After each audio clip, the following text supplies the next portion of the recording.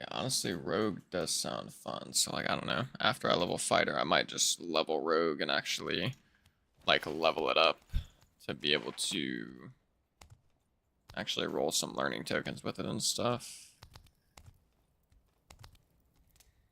But I'm sure, like, well, once I do all this, then they're probably just gonna have a Barb leveled to 30.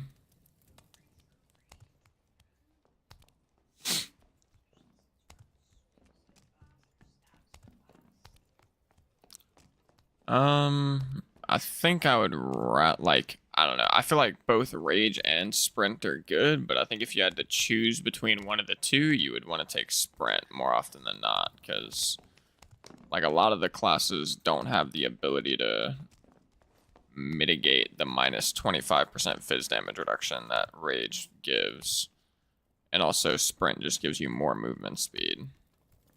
But I mean, yeah, the strength and vigor is nice, but I don't know.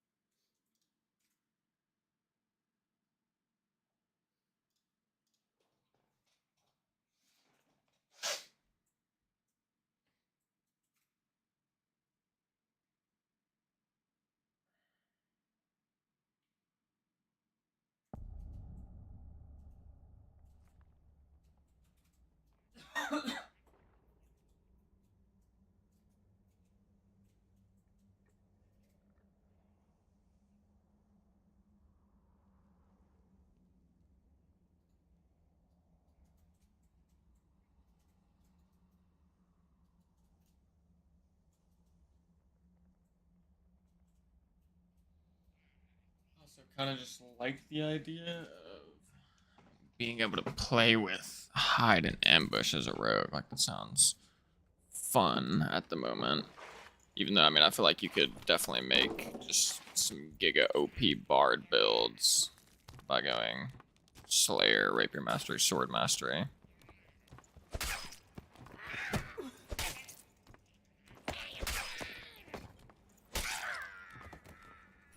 I didn't even change my perk. Whoops. Should probably do that.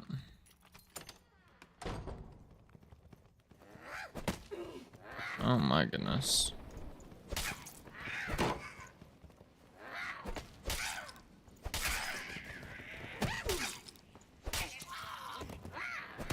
Oh, I'm terrible.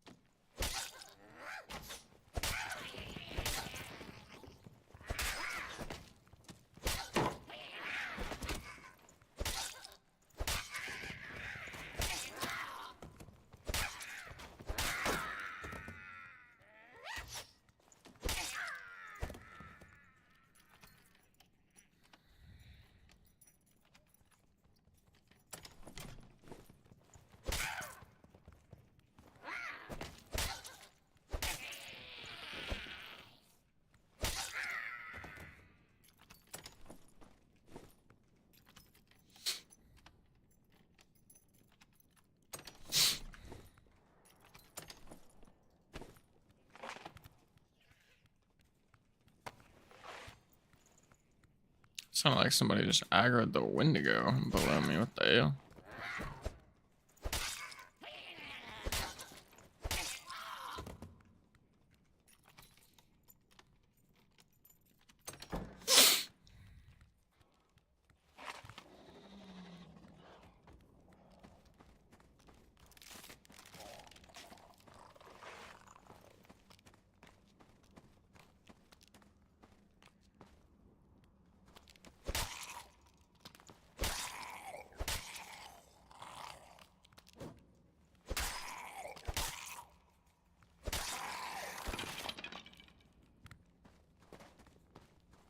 Somebody definitely just killed that Wendigo.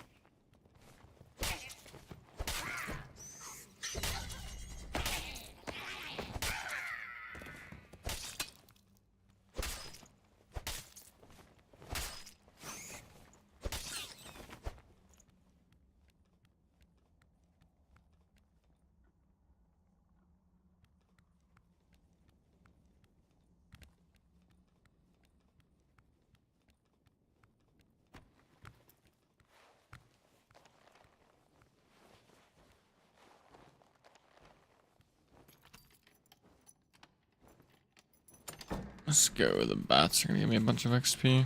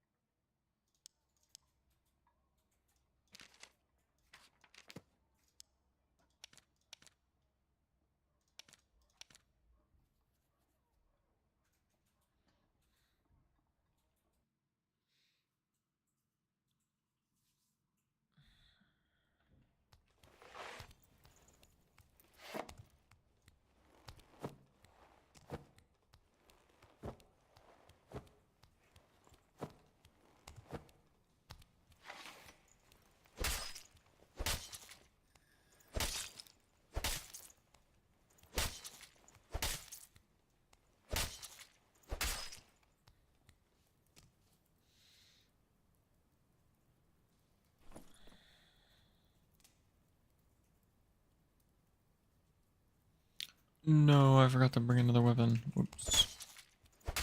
Damn it.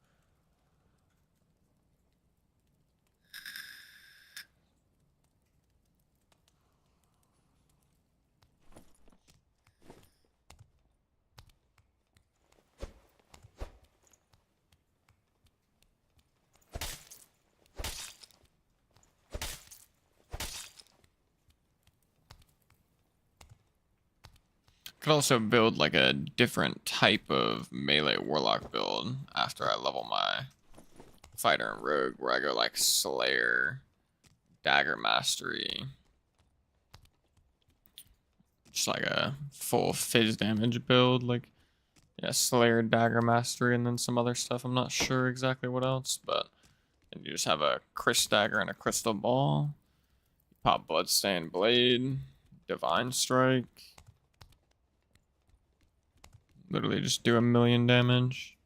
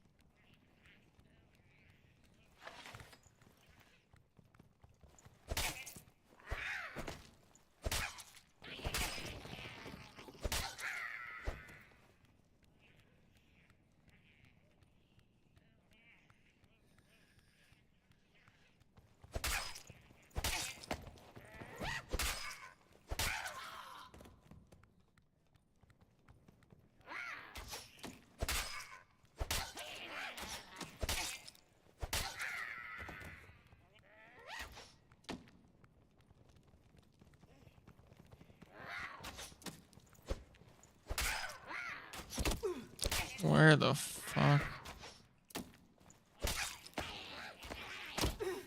Oh my god, that headshots me. Come on, bro.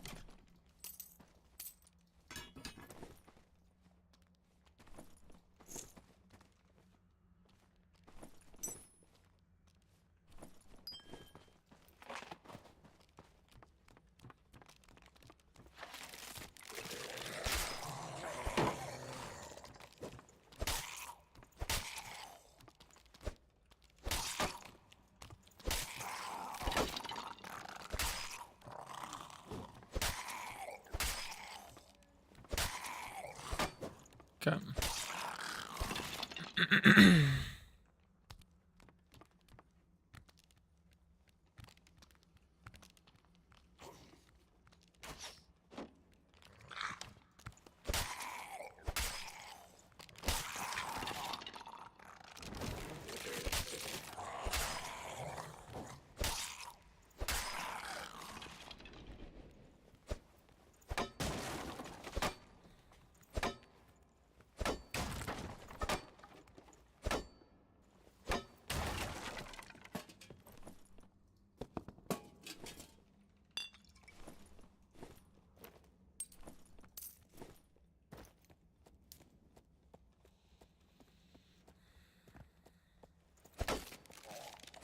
Yeah.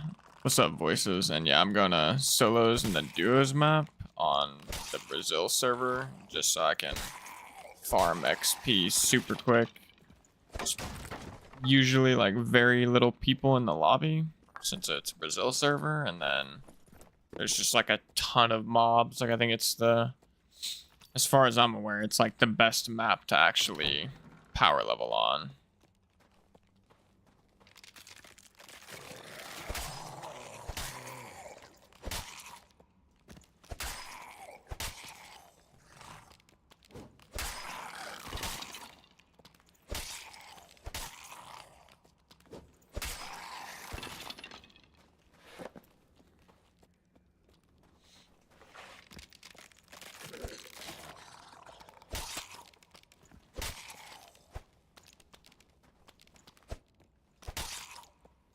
Gotcha, yeah, that's fair. I mean, I'm in Texas, so maybe that's why I can do it, because I'm kind of like, you know, close to the border technically, but don't know for sure. But I mean, if I couldn't go on Brazil, I would probably just go on... Actually, if I couldn't go on Brazil, I might actually just do Goblin Caves on US West. Because running into duos is kind of annoying at times.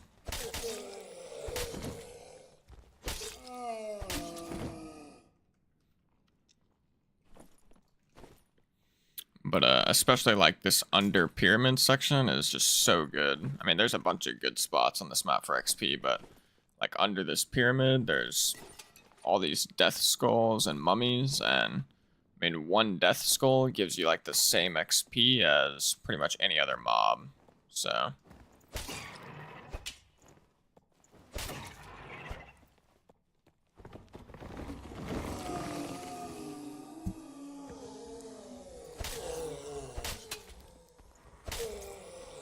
and yeah, I don't think Goblin Caves is bad either. I mean, it's also just because I'm like super used to this map for leveling, so I just don't, I guess, like, yeah, I don't know. I would have to like relearn the best routes in Goblin Caves for getting XP and stuff.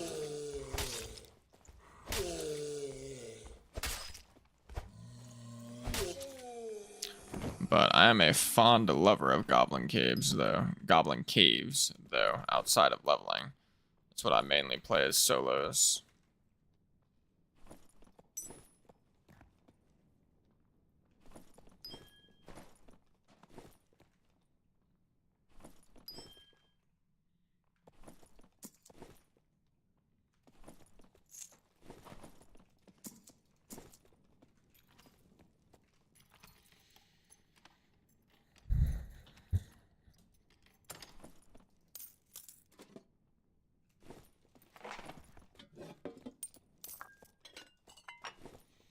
And yeah, I'd say if you haven't played the duo map much, then Goblin Caves is almost definitely got to be better.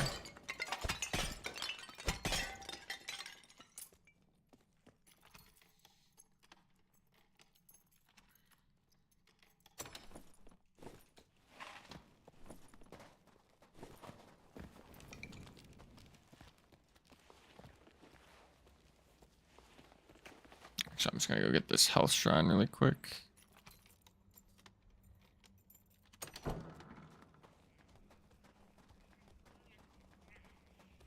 Accidentally aggroed the big boy, but that's okay.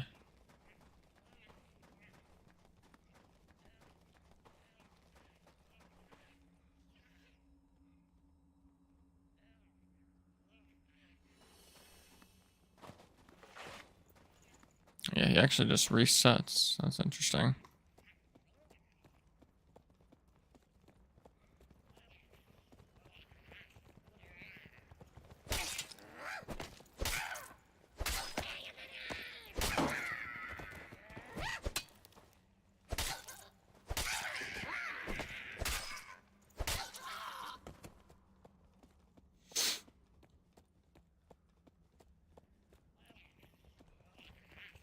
Hey, I appreciate it, bro. Yeah, I've been trying to cook up those Warlock videos a lot.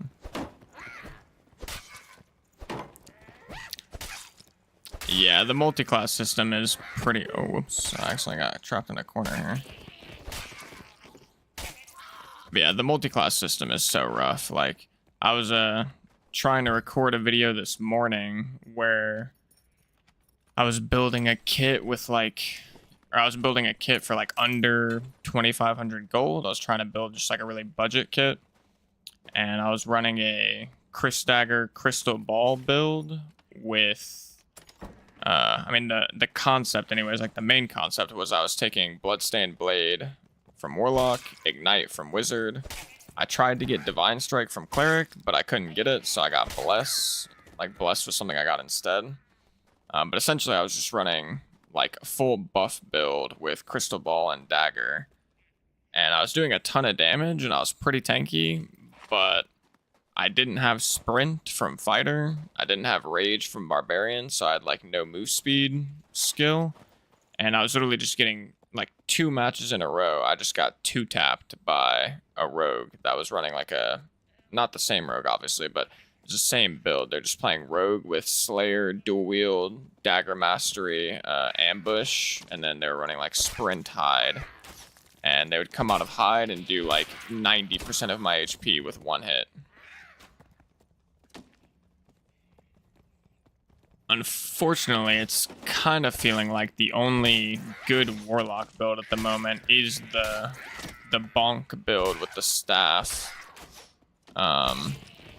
And even that build, like the video I made on it, like I'd rather have sprint than rage, to be honest. So that's something I could actually upgrade on that build. But yeah, until they do something about Slayer, or just like this combination of perks that every melee build is taking, where they go like Slayer, you know, all that type of stuff, it's just rough. Like I don't know if they're gonna nerf it or not, but until they do, it's kind of difficult.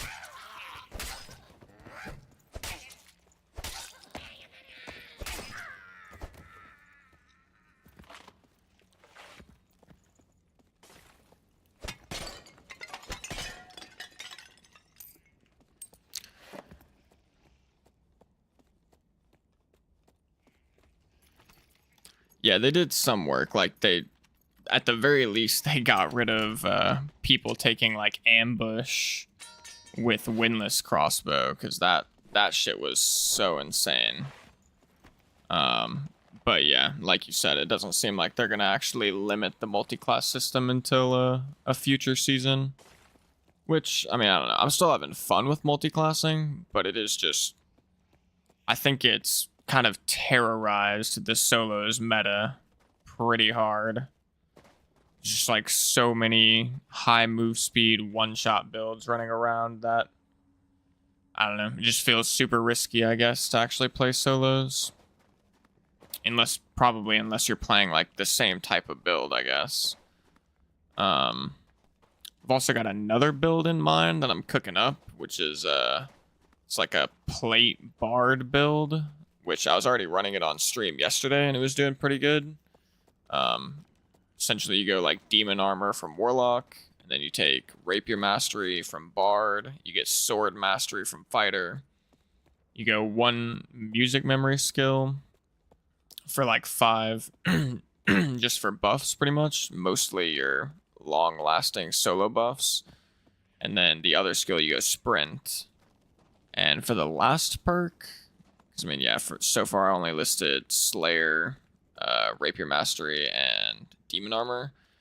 And I don't know, I've been thinking about what I would do for the last perk. It'd probably be Robust from Barbarian if I could get it, or maybe even like Shadow Touch from Warlock wouldn't be bad.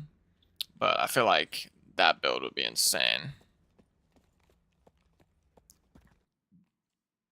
Yes, sir. Hamelin Slayer.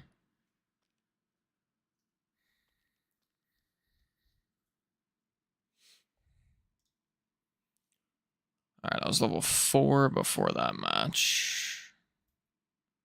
What am I now? Level 9, sheesh. Yeah, in 2 matches I got 10 levels. Or 9 levels, I guess. They like really upped the XP. Or I guess lowered the XP you need to level. It's very nice.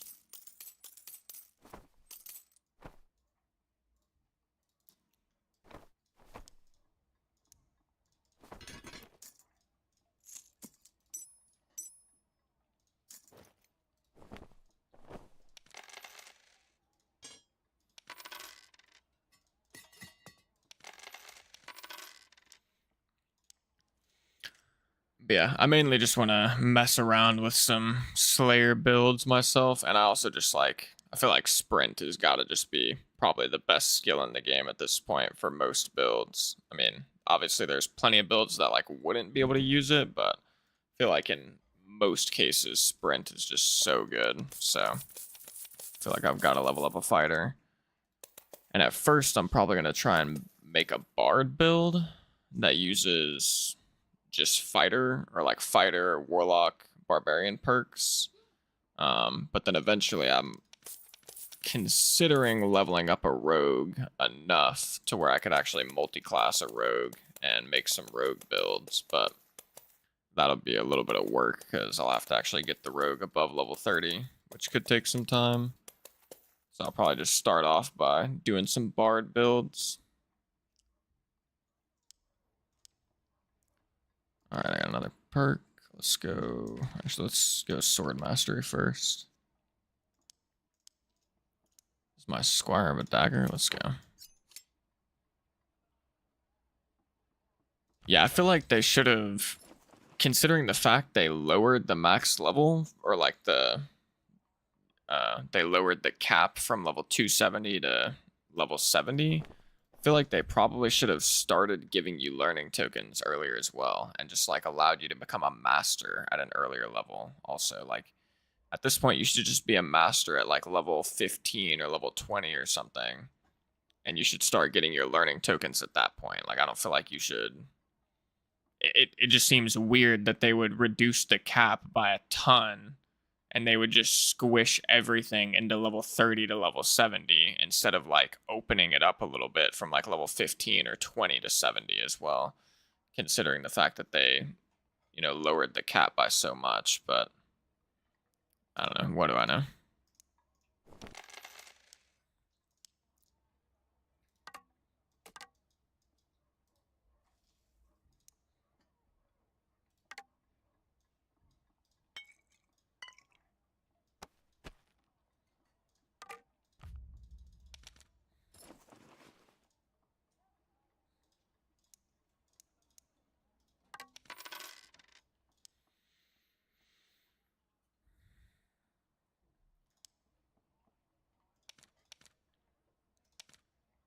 Oops.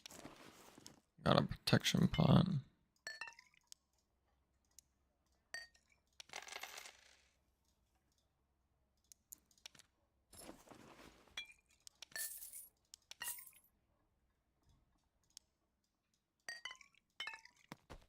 Yeah, I wouldn't mind if they reduced the amount of classes you could spec into. I think that wouldn't be a bad idea.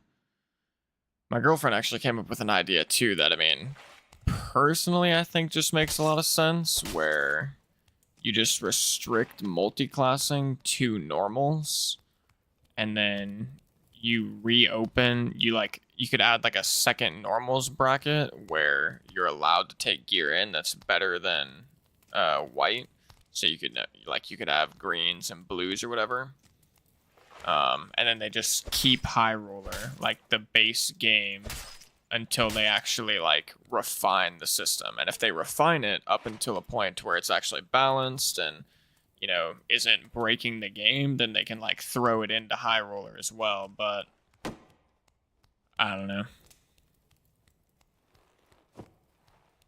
Yeah, the barb rogue fighter combos are disgusting right now. Like pretty much any combination of, not any combination, but combinations of fighter, rogue, barb on either of the or any of those three classes, or you could even do some combination of that on like a bard, are just insanely strong right now.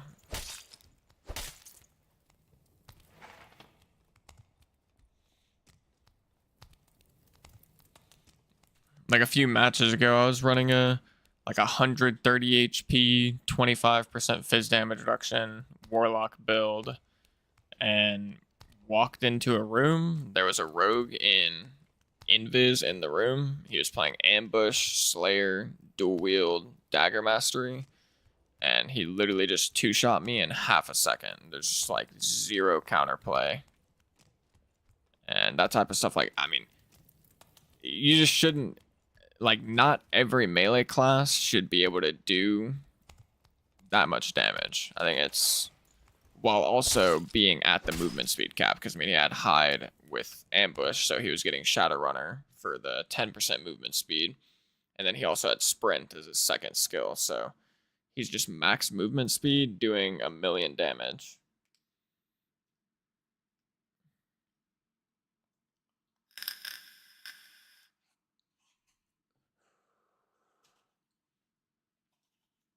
Yeah, I mean you're not wrong. Even on normals, it can be really rough. Like, I mean, there's a warlock build that I was playing in normals for a bit that felt like kind of invincible with like advanced healer, overhealing, torture mastery, vamp, and in normals it felt insane. It didn't feel good in high roller at all. It felt horrible in high roller, but I could also imagine like the sprint slayer builds in normals are probably just insane.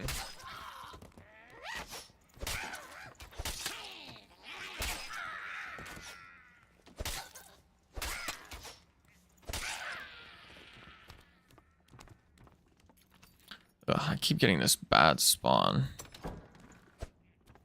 2 out of my 3 games so far, I got this spawn.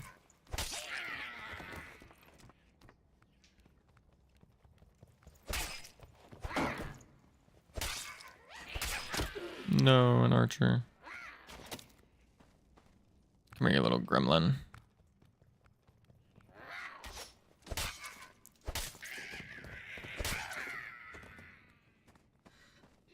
I mean, yeah, these, like, just these 2 perks alone, I'm already doing so much damage, actually. It is insane.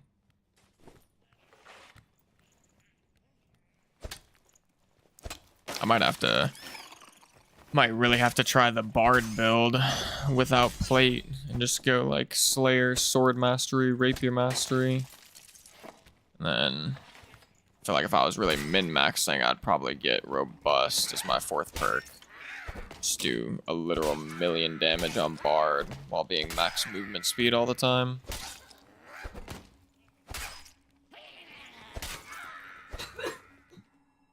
It's gotta just be unbalanced. I can only imagine how OP that build would be.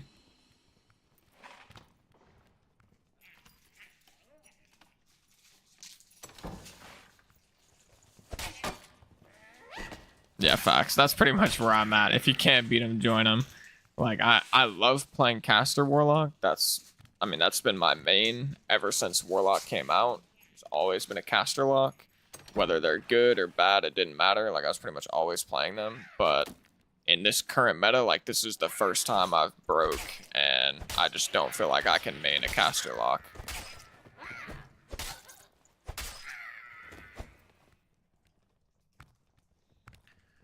And I mean, I still think the bonk build that I made for Warlock is definitely insane. Like, by no means do I think that build is bad. But, like, I guess, I don't know, why would I play that build if I could just play, like, a Slayer Bard or a Slayer Rogue? Which, at least from my perspective, like, if I'm gonna play a melee build, I would have more fun playing a type of build like this than, like, a staff build.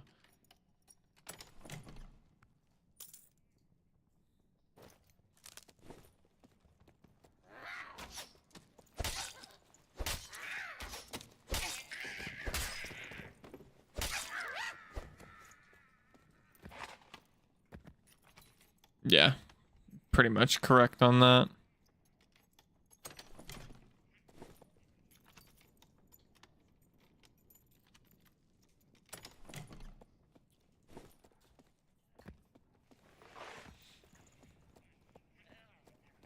There's also one build I was thinking about on Warlock where you take Slayer on Warlock and you just go Chris Dagger, Crystal Ball to get the Slayer perk active.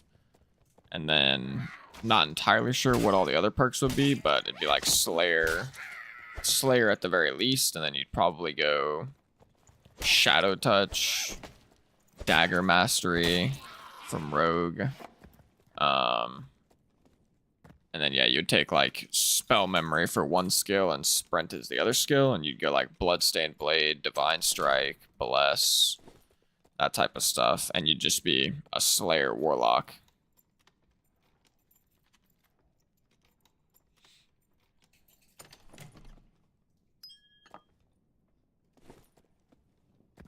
Yeah, Curse and Shank.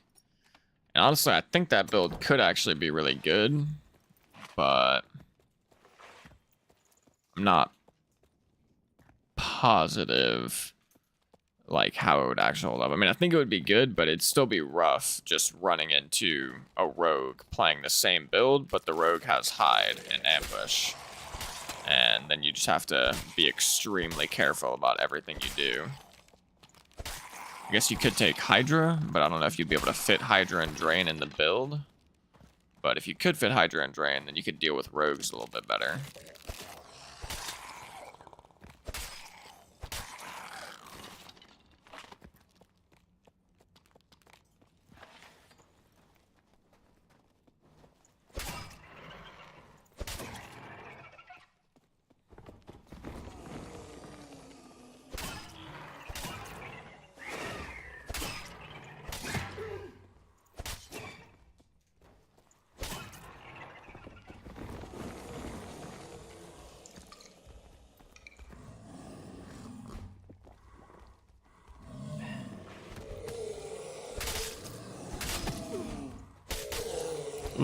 Took a lunge attack there on accident.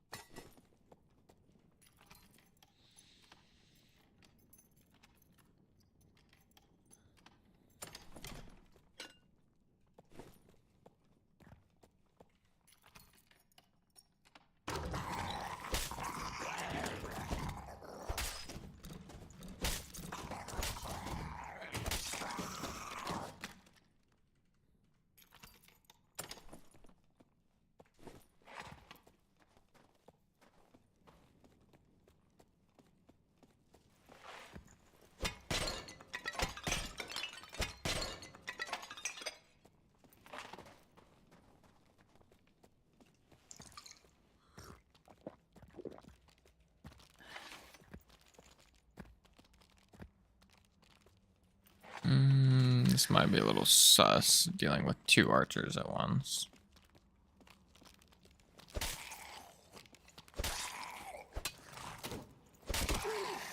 Ow.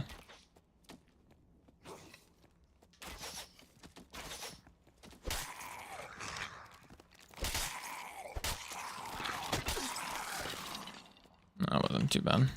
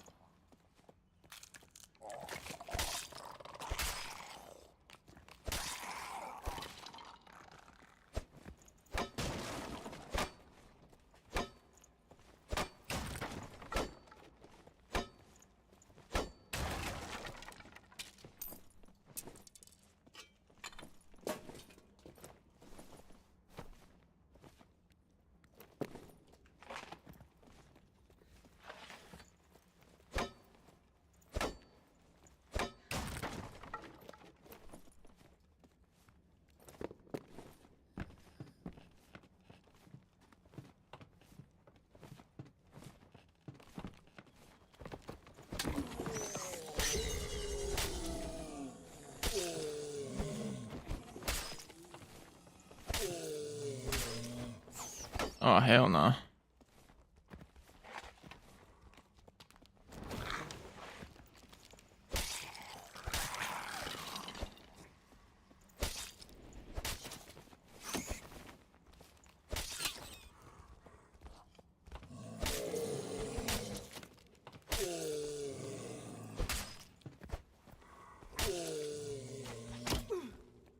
Ow.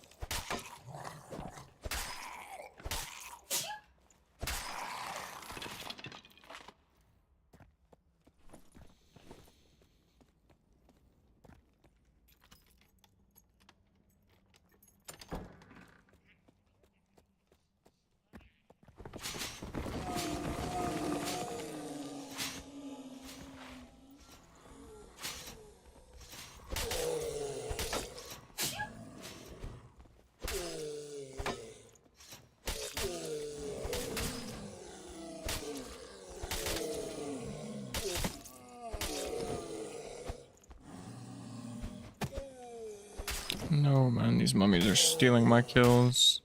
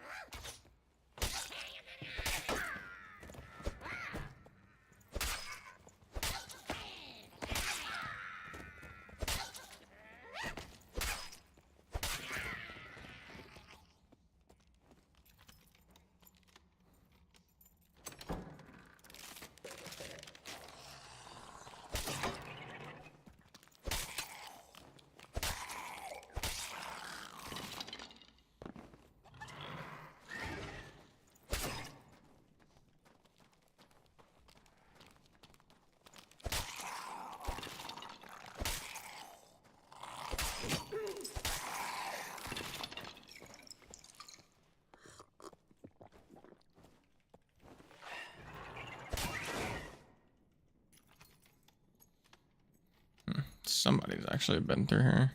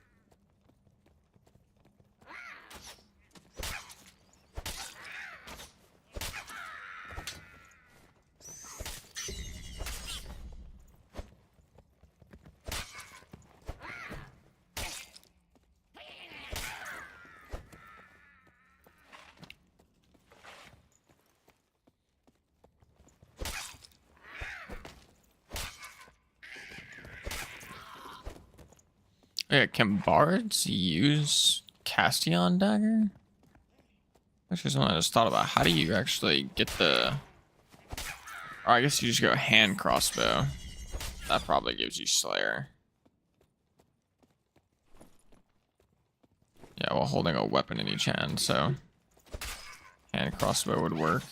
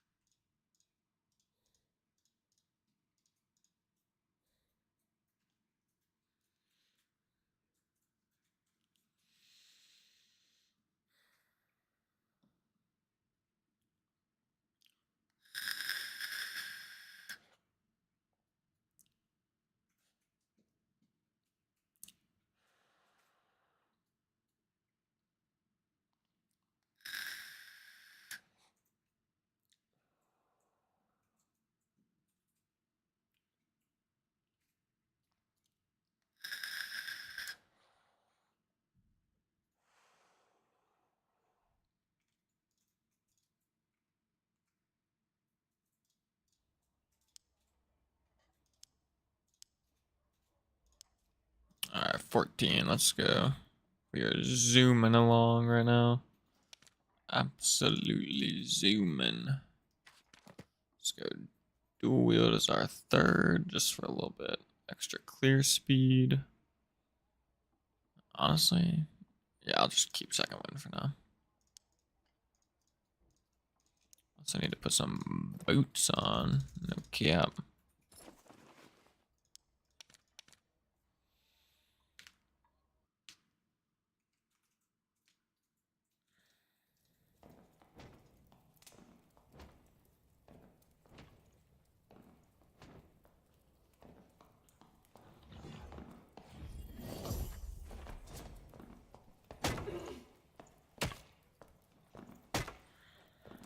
And yeah, I'm gonna have to try out this Slayer Bard build. I feel like it's actually just gonna be so OP.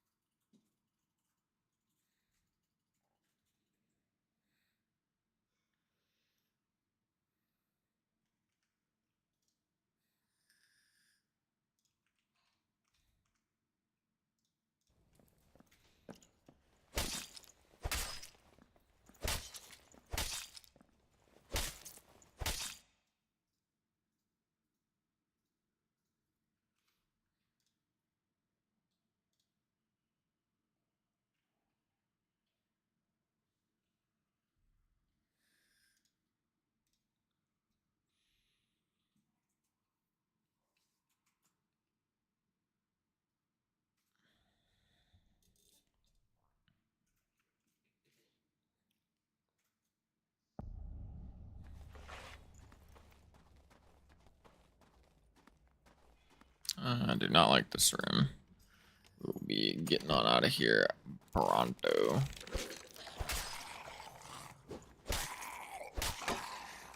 I mean, yeah, this is so ridiculous. With these default weapons, I'm just murdering mobs. This is with just fighter perks, too. Kind of whack.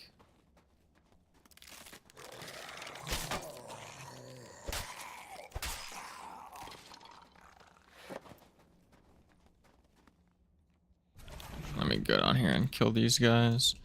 Get the lion's head chest real quick.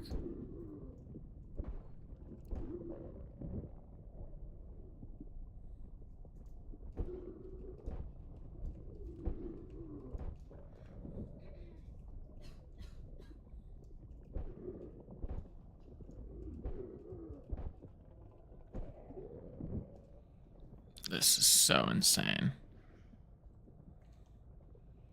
I feel like Goku. Murder everything.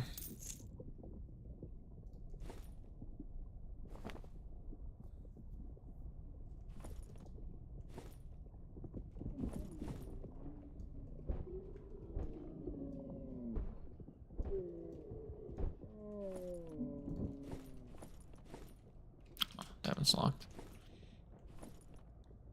Let's see, so I'm at 267. I'd almost already be at MS cap with my weapons out. It's so silly.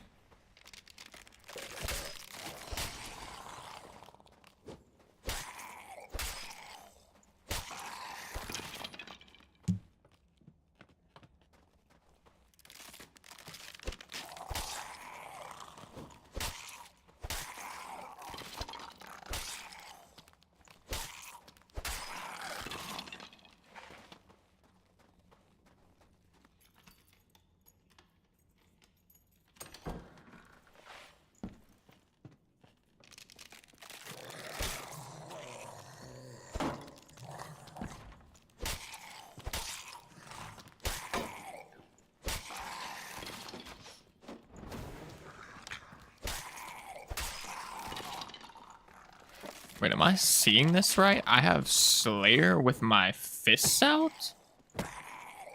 Is that right? Like, does that count?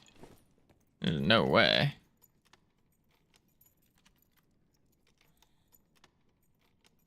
Must not be being added.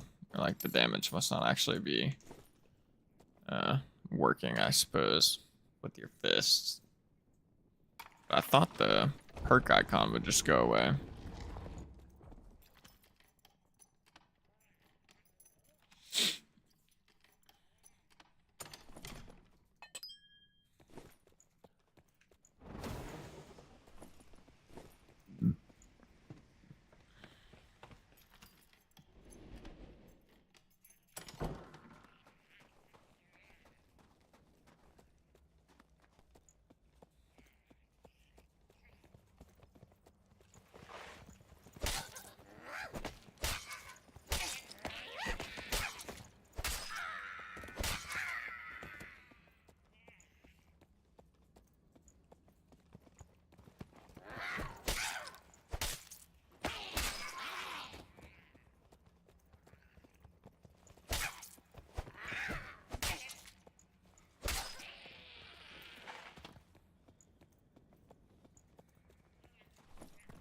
Yeah, I feel like I'm about to get 1,000,000 XP from this run because I'm just gonna kill the whole freaking map.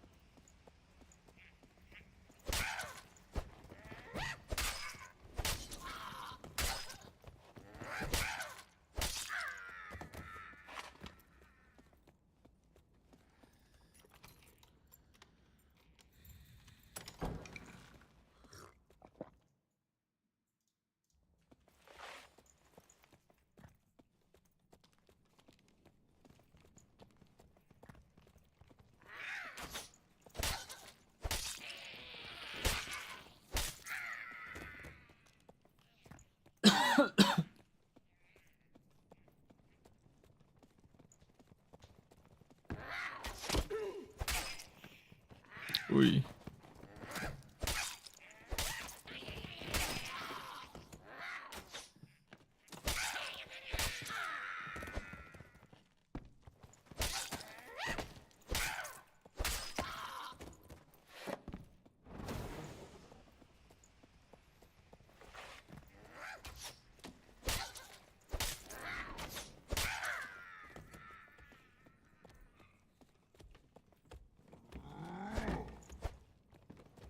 Actually, I don't want to kill this guy. It's gonna take too long. That way it can be worth it.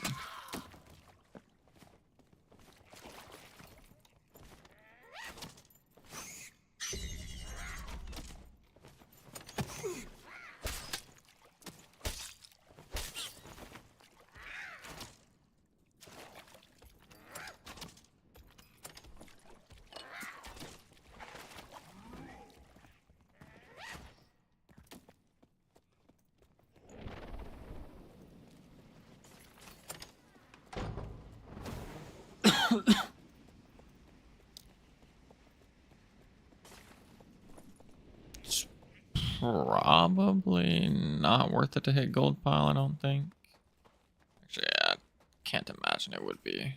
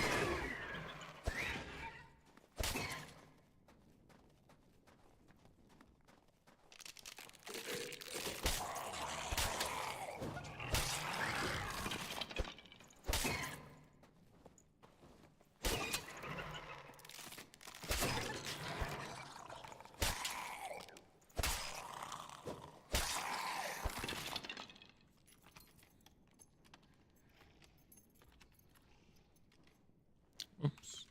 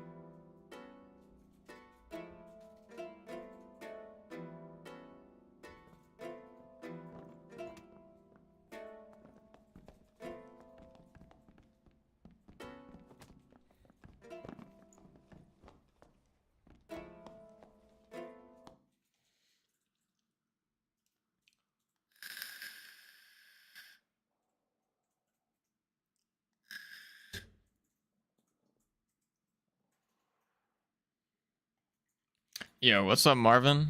How you doing today, brother?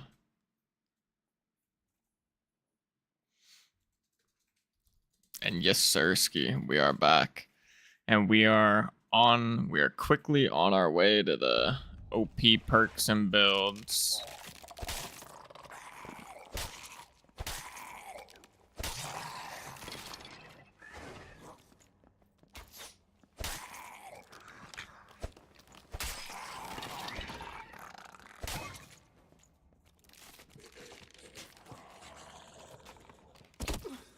Ow, that archer hit me.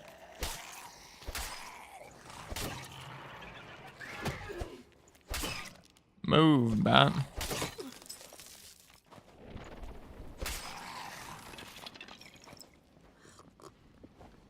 House shrine down there? No, it's a restaurant. This is going pretty good. Not too much going on, just leveling up a little bit right now. And dope held average is pretty fun. I played that for a little bit.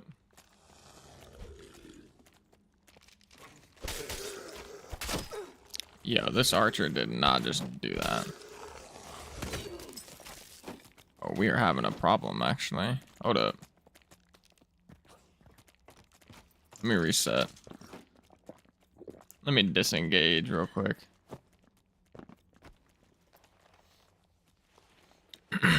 Yeah, I've gotten my fighter from level 1 to 20 in like an hour and a half, which is pretty dope.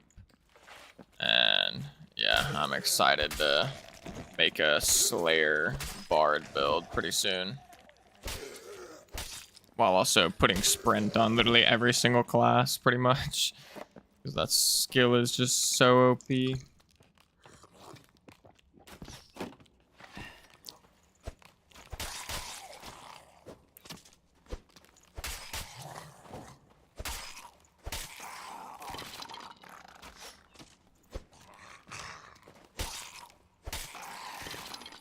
Yeah, it is actually true. I've heard that a lot, that the longsword is just absolutely busted in PvE.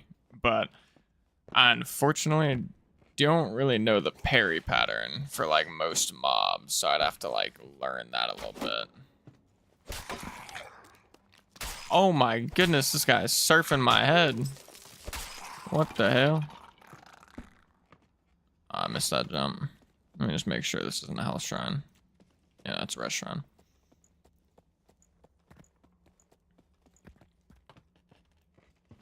Let me boogie my way on over to a health shrine really quick.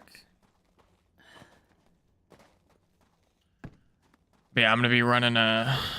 At least I think currently my thought process is I'll go Slayer, Rapier Mastery, Sword Mastery, Robust on a.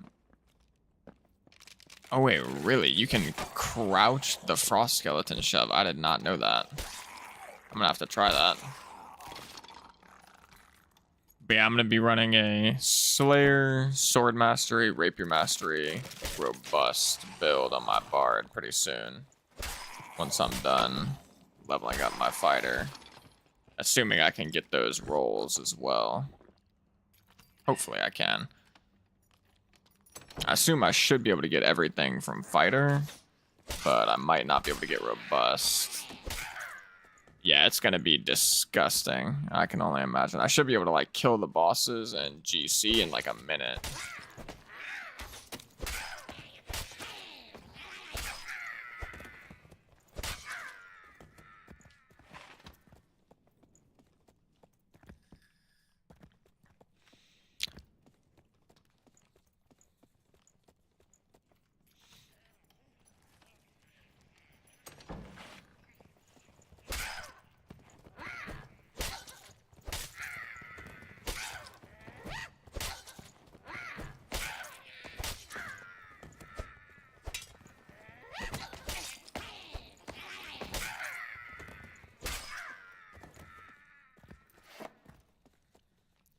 I also actually want to try out a whatchamacallit, like a similar build, but instead of taking Slayer, I just take Demon Armor from Warlock, which I was already doing like something similar to that yesterday on stream with like the plate bard stuff.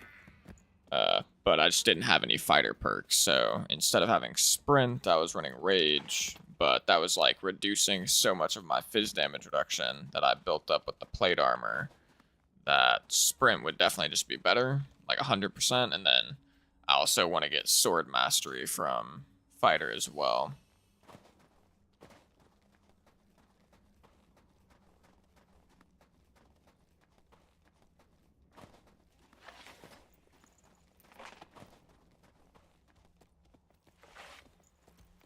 Uh-oh, there's no door here, and I aggroed this big guy. Parry is just the DLC. That's a funny way of putting it. But yeah, I'll give longsword a shot. Can't hurt since I'm just doing normals. Let me see if I can cheese this guy really quick.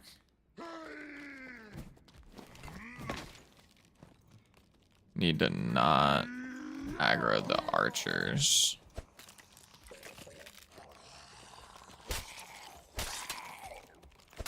Oh, I ended up aggroing the archers.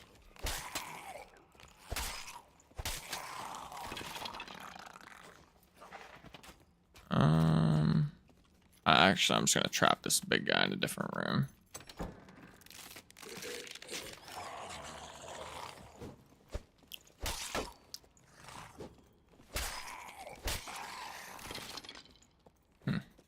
Kinda just stopped following me.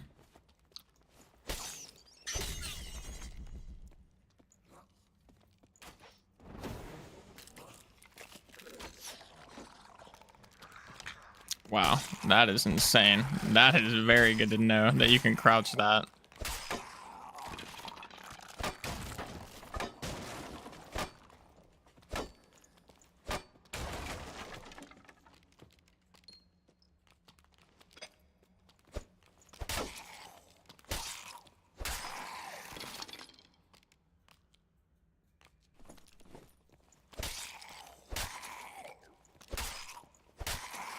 Marvin coming in clutch with the tips, no cap.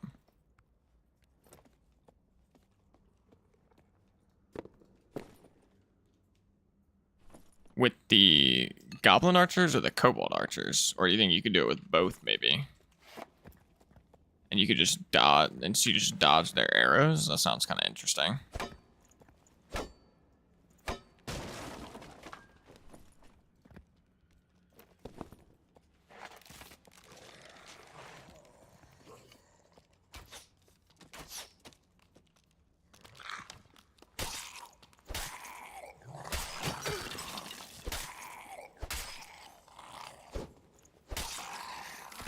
Gotcha, that's good to know, actually. I'll have to try that out in the goblin caves.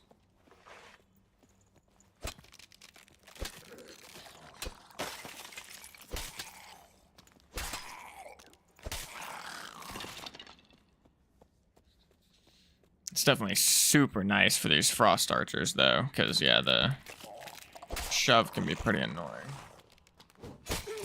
Oh my goodness, I was not paying attention.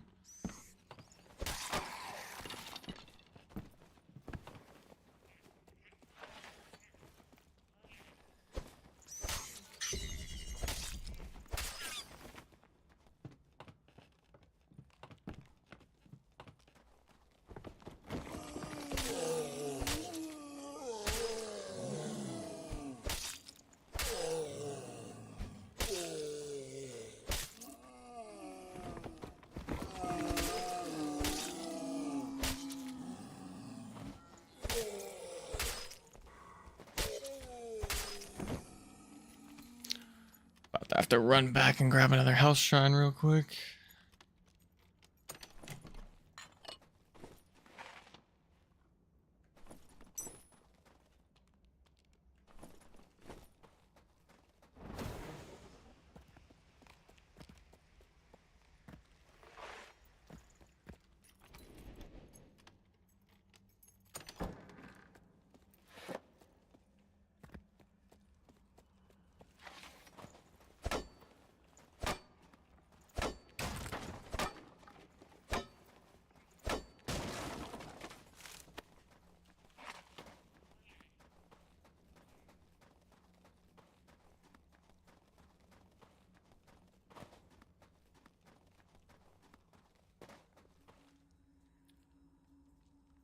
Um, I'll say I haven't like given much thought to how they would go about it.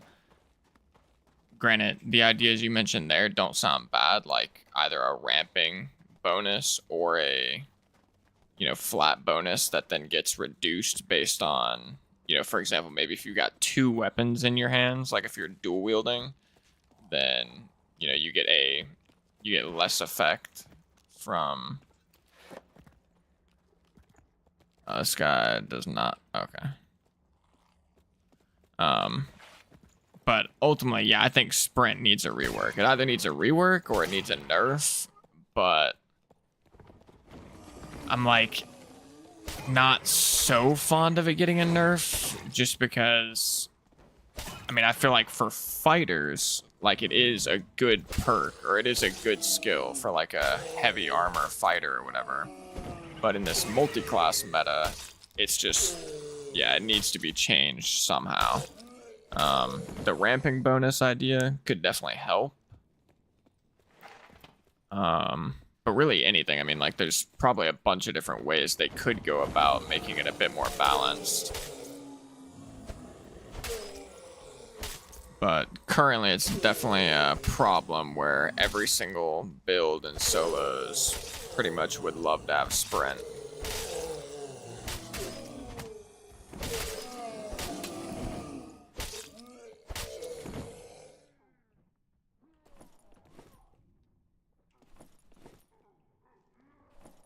So yeah, I would love to see some sort of rework on it personally.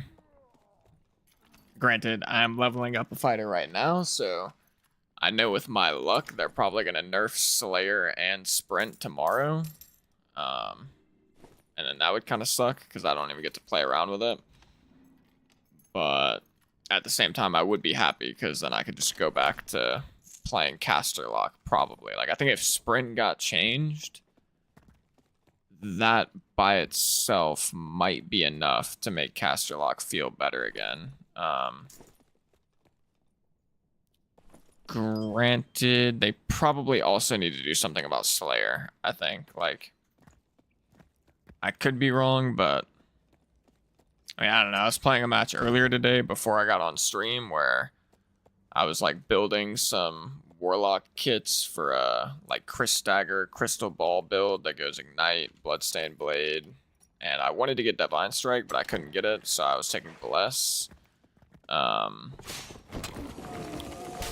And yeah, I literally got two-shot by a rogue that was, I mean, he was pretty geared, I won't lie, but I got two-shot by a rogue that was playing Slayer, dual wield, Dagger Mastery, Ambush. And yeah, he came out of hide, 330 move speed, got two attacks off in like half a second because of the perks and the fact that he's using daggers. And he literally just two-shot me, like, instantly. Like, before I could blink, I got two-shot. And yeah, I've seen people messing around with that build, too. Like, Axe Spec plus Slayer. My girlfriend's actually playing that build right now, but she's playing it on Barb. She's playing, like, an Axe Spec Slayer build on Barb.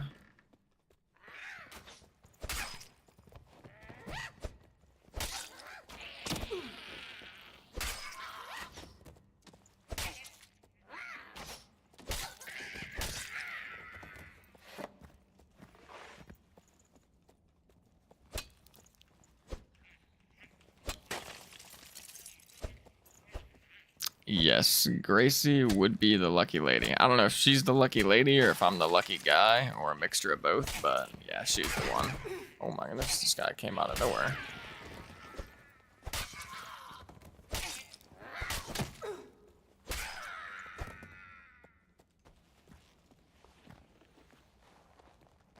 She's actually the one that edited my intro on the most recent video too.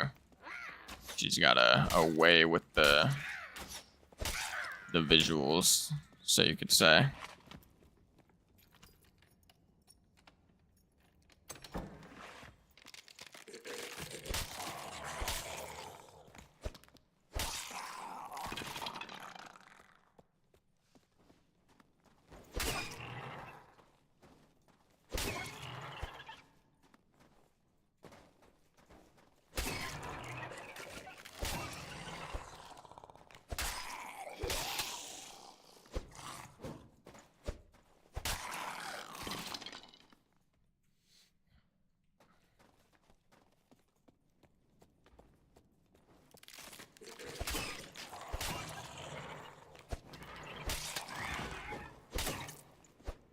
Yep, you got your Sherlock Holmes costume on.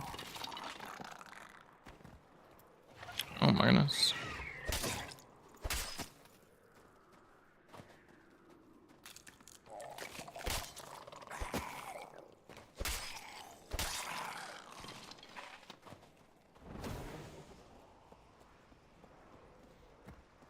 But yeah, she's real supportive, and she's also very helpful as well.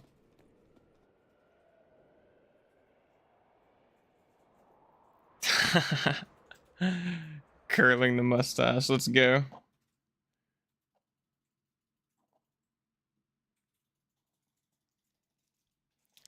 Alrighty, level 21.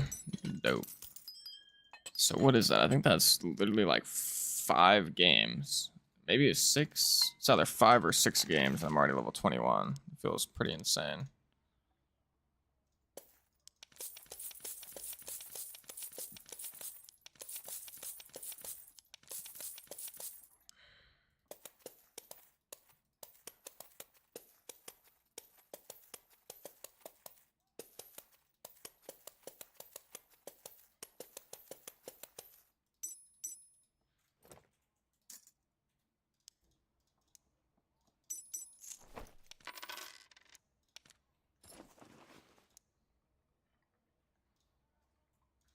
Let's see. My weaponsmith's got a longsword. Let's give this a run. Need some more health pots though, real quick.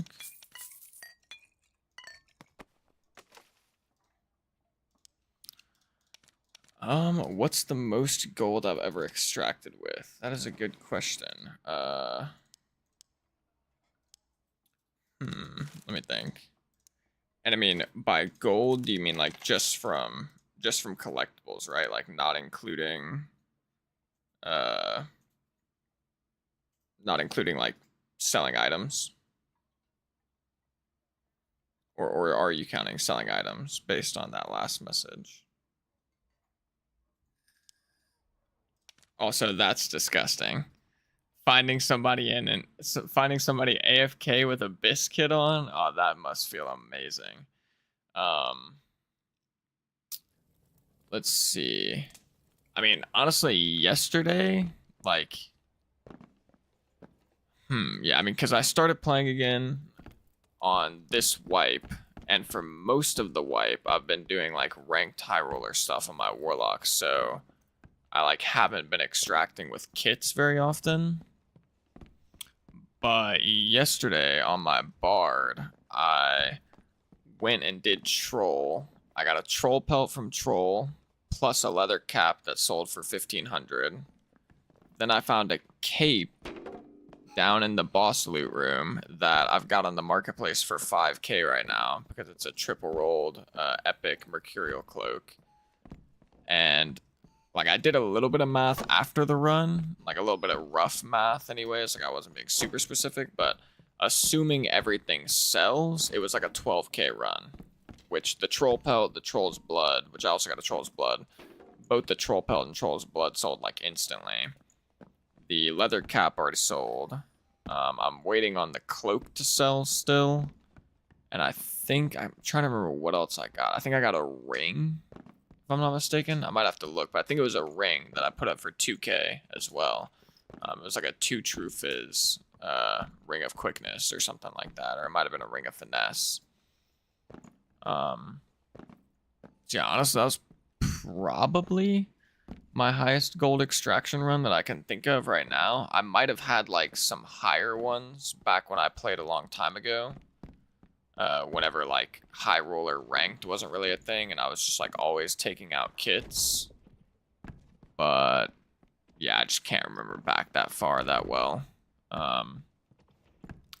But probably definitely since I started playing again, that run yesterday was probably like my most profitable single run. Did also have there was also a run in my bard video, like the flutist bard video, where I killed the giga geared barbarian and like I sold his entire kit for probably like 8k or something like that. That was also another really good run. I've had some good runs on my bard, to be honest. It's crazy how much gold you can make whenever you're not just like AP maxing.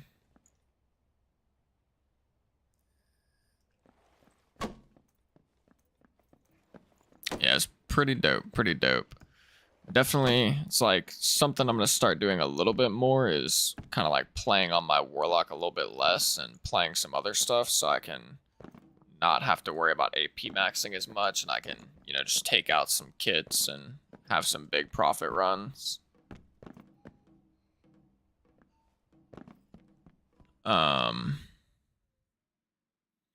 Yeah, that poor barbarian, man. Didn't even get to hit me once. That was some sweet, sweet revenge after dying to him earlier.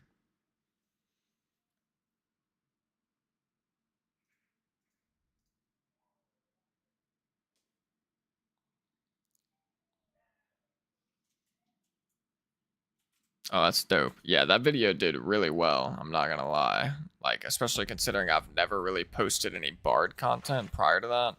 Also, considering the fact, like, I just very recently started, you know, posting videos again. Like, I'm very surprised and thankful that my videos have been doing as good as they have been. But yeah, that BARD video did really well. I was surprised. I probably need to, like, analyze that video a little bit and try and figure out why it actually performed so well.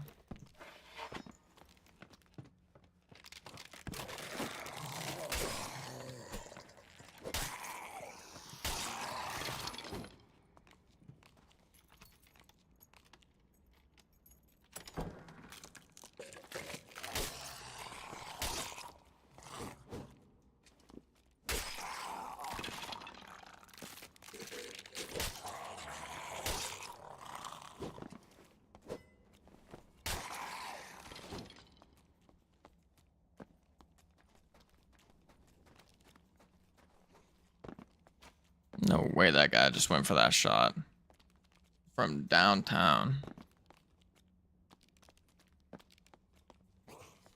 Or can I parry or can I parry the shove? Oh wait. Sheesh, wait, that's pretty nice.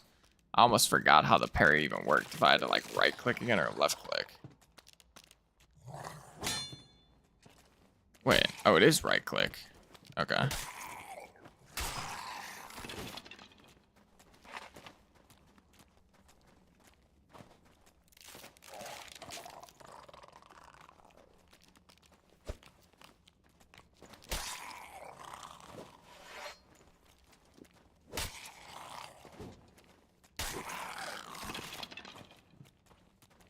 Well, that's good to hear.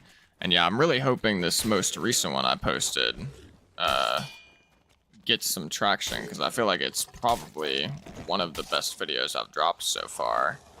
So I just kind of needed to get some impressions and I feel like it should retain viewers pretty well.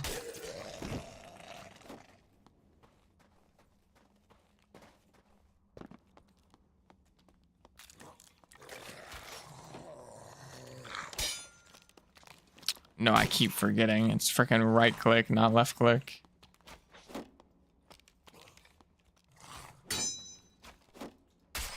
Bonk.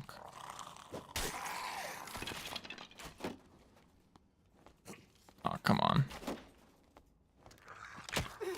Oh, I got my hand. Bonk. It is so satisfying to hit a parry, though. I can't lie about that one bit.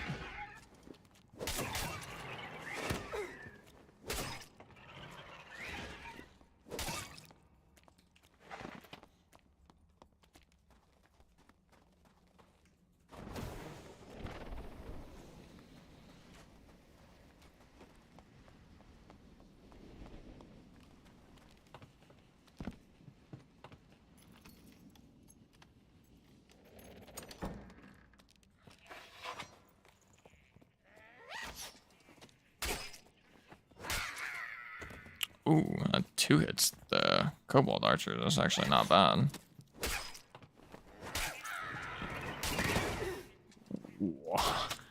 Where did these death bats come from?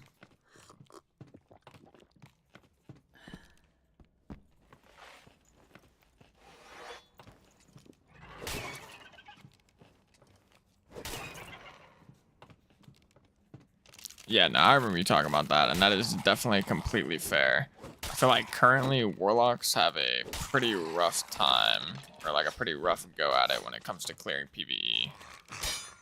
It's very unfun. I feel like I was watching a podcast a couple of days ago, and someone mentioned the idea of giving wizards like a spell feedback type of either like a stat that you could find on gear or a perk or potentially even default where, for example, if you like magic missile a mob and you hit all of your magic missiles, you get like 75% of that magic missile back.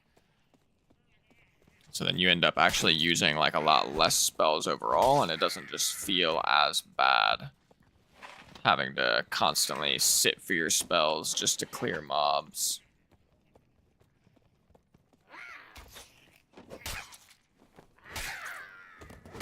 And I know some people will take like Crystal Sword on Wizard, but I've seen people clear PvE with the Crystal Sword on Wizard, and that shit looks hella slow.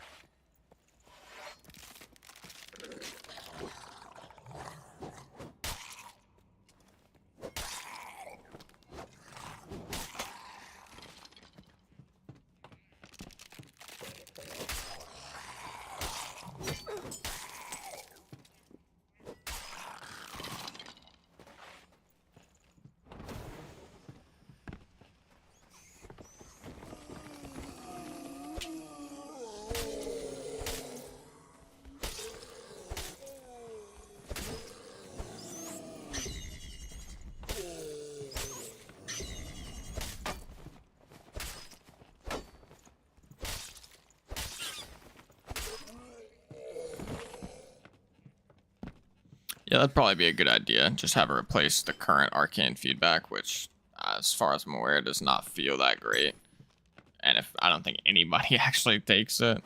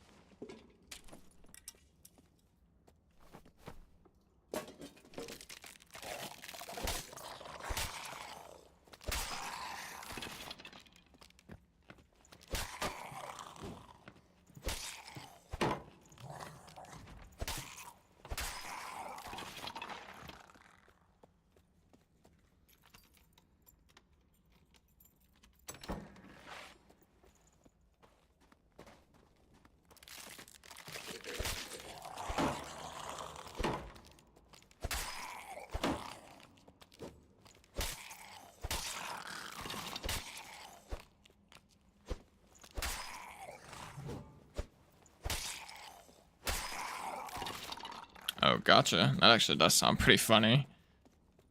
It's almost like a intense focus without having to take intense focus.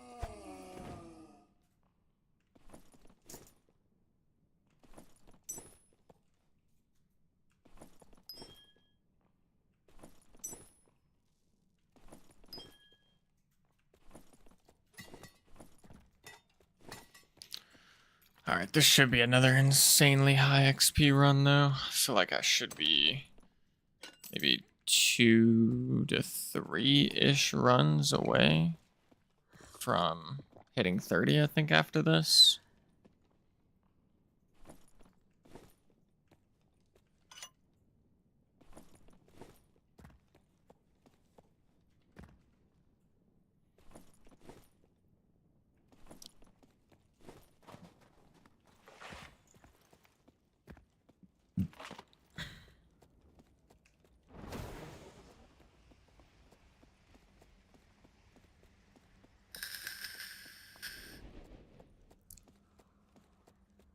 Also, I gotta figure out if I actually want to level Rogue or not as well. Something I just gotta give a little bit more thought.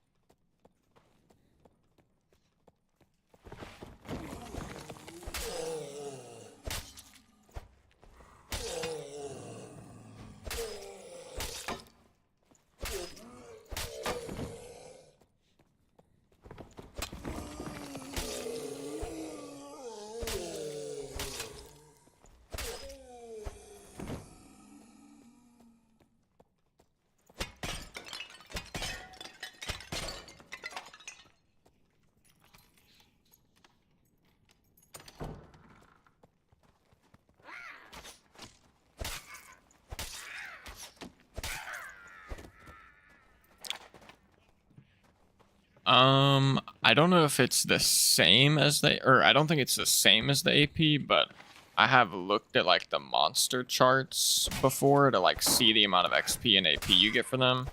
And from what I can remember, like the idea of killing the sub bosses for XP didn't seem like a good idea. I think you get like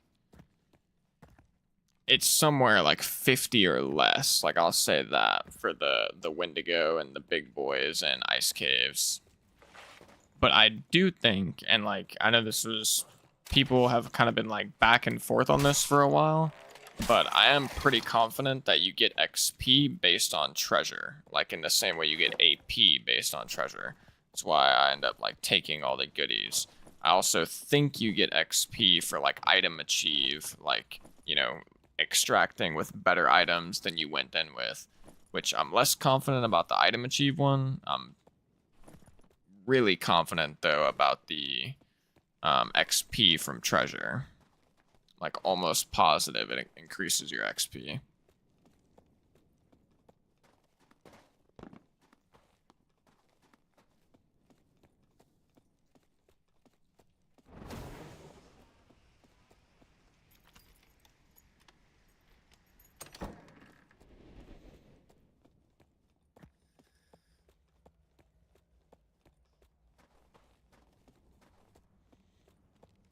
Yeah, I'll actually just double check that really quick. I'm gonna look at the wiki and see how much XP the Wendigo and the big boys gives.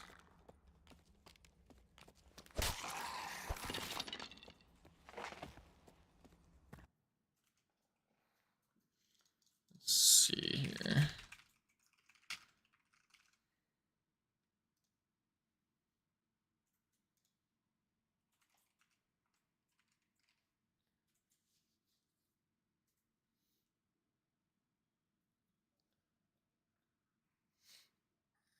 Yeah, I mean this is insane. So the Wendigo gives the normal Wendigo anyways, it gives 20 AP for killing it, which honestly that seems low to me. It seems like you should get more AP than 20. But you only get 6 XP for killing a Wendigo. It's basically the exact same thing as killing like a skeleton, or I mean, I guess killing 2 skeletons would be the same as killing a Wendigo. So yeah, that is very gross.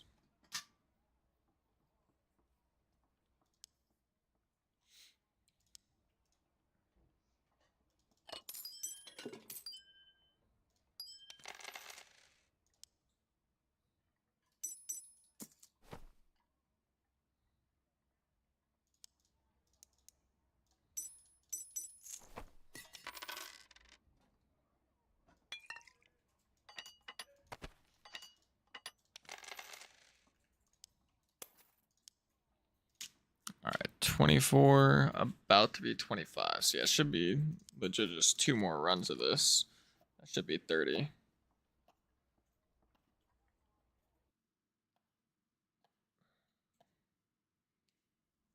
Might even end up downloading the footage from this stream and just post a video of like how to level quickly 1 to 30 in under 2 hours or something, and then just drop the whole footage. I'll probably like speed it up or something though.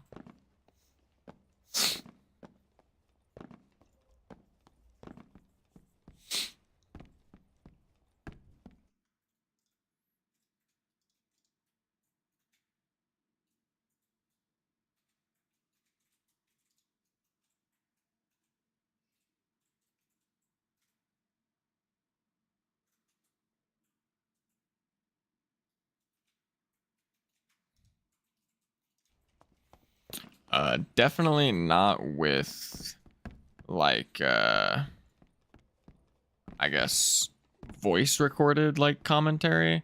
I'd probably do like a voice recorded intro, and then I'd probably just let like the live commentary play out while I'm yeah, I guess the only problem with the live commentary is it would actually be it'd be in 2x speed, so it would sound goofy.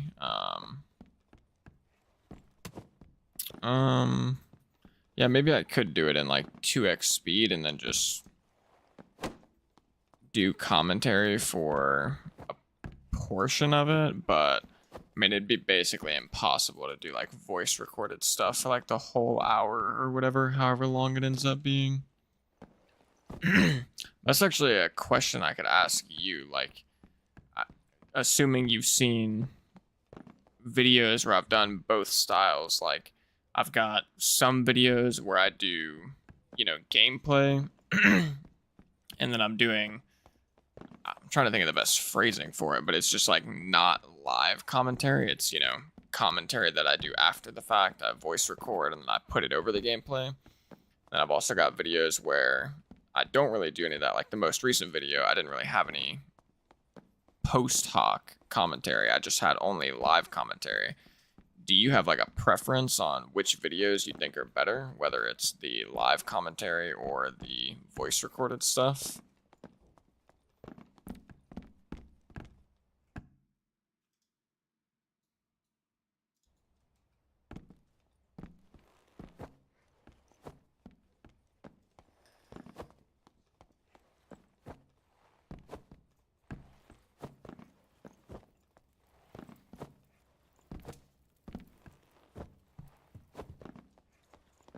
Because at least personally, for some reason, I've always enjoyed watching like live commentary videos where, you know, they're not voice recording after the fact and they're just, you know, whatever they're saying in the moment is what comes through. But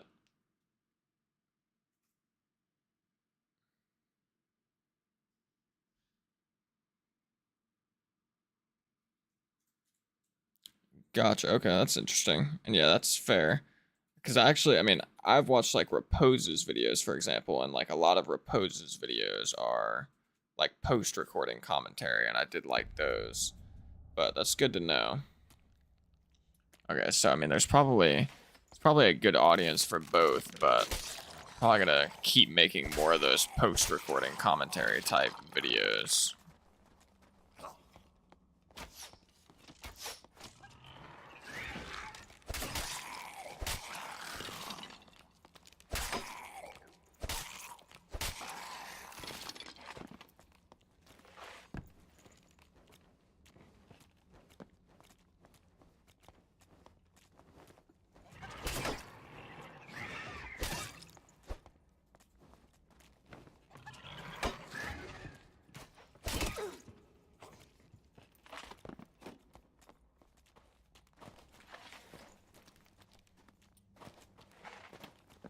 Yeah, no, that is a good point.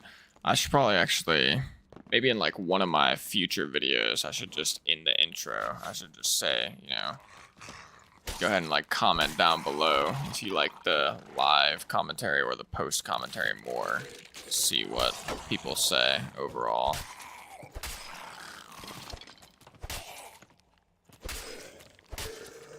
But I do also know there's, as far as I'm aware, there's not many dark and darker content creators that do the post commentary stuff. It seems like I mean, Yami, Jay, the Lore, Euthyphro, Dowsey, pretty much like all of them, they just do live commentary videos where, I mean, most of them, they're just like posting stream footage, which there's no shame in that, but it does just end up always being live commentary.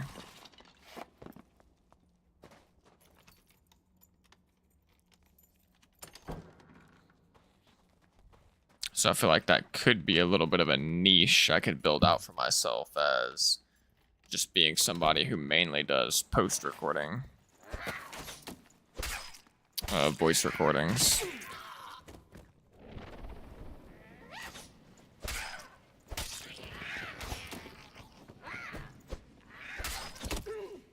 Ow.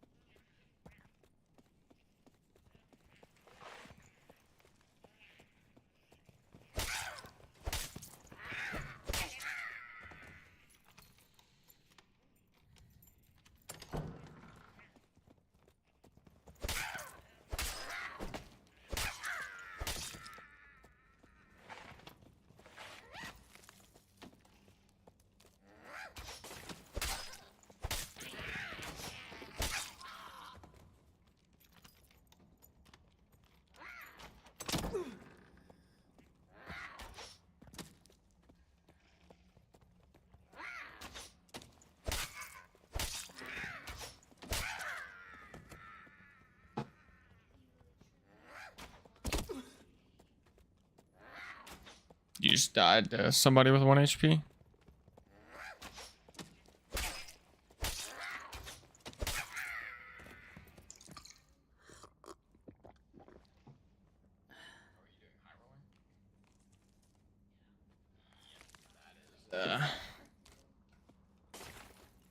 That is a pretty nasty build he is running. That's like the build that's just plaguing Sohos at the moment.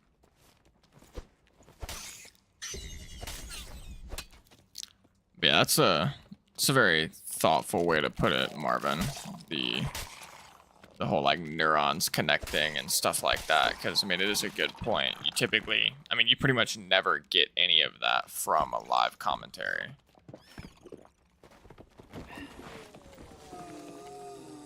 But then, as you said, typically live commentary with like the live reactions can result in some, you know, funny things happening and stuff like that.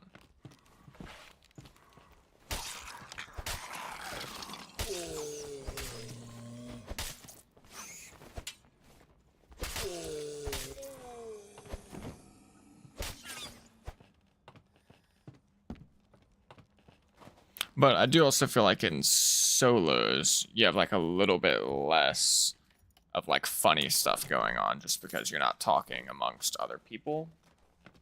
But you do still get like live reactions as well. Like whenever I get jump scared and shit from somebody coming out of invis or using an invis pod or whatever, you definitely lose that with post recording.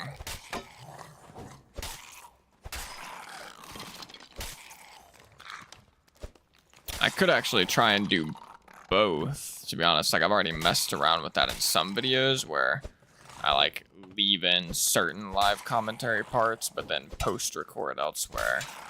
That might actually just be, like, a best of both worlds strategy.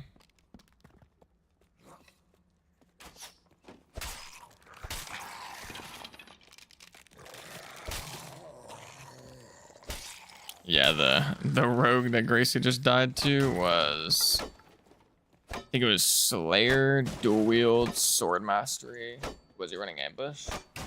So yeah, ambush with Shadowrunner built in now. Yeah, he was actually running sword mastery, and he was using a dagger in his main hand and a short sword in his offhand, which was kind of an interesting added thought there. I wonder if, trying to think if sword mastery would be better than dual wield, which Honestly, probably is, actually. Or, I mean, it's gotta be, I think. Like, 2 weapon damage, 5 action speed has gotta be better than 10 action speed. But it does, I think... Actually, what's the movement speed penalty on short sword, actually? Don't know. Is it minus 13 or minus 10? So yeah, so you're basically minus 3 extra move speed than normal, but you're getting even more weapon damage and shit. So yeah, I would, that is a puke build.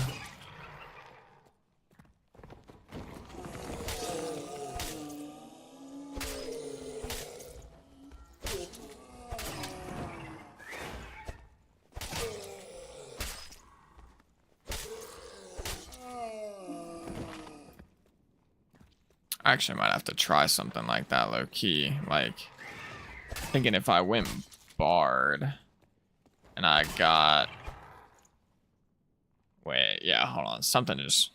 The neurons are connecting in my brain right now. What if you went SLAYER? Dagger Mastery. I guess the only thing is you'd be losing on a Rapier Mastery, but... I wonder what's better. I mean, because you could do SLAYER, Dagger Mastery, Sword Mastery. Oh wait, actually that's also assuming bards can use short swords, which I don't think they can. What'd you say, Grizzly? Yeah, I'm actually not sure.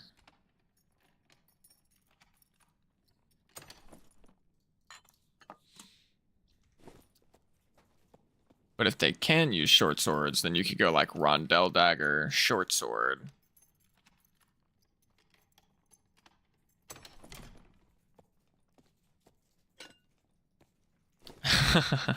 That sounds funny.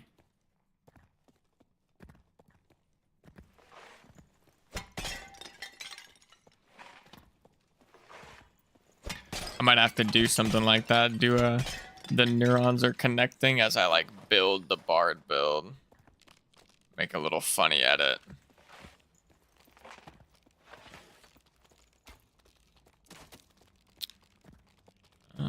This is going to be annoying.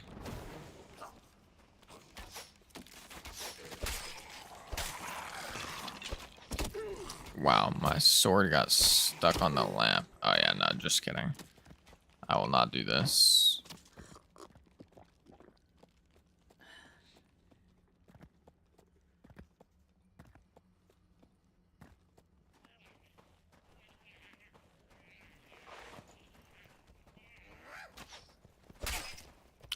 Oh.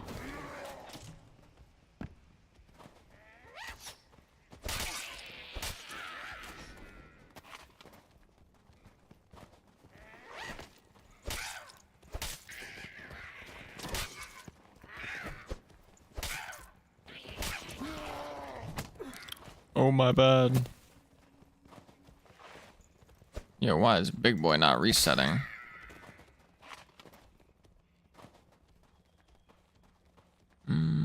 How do I want to go about this?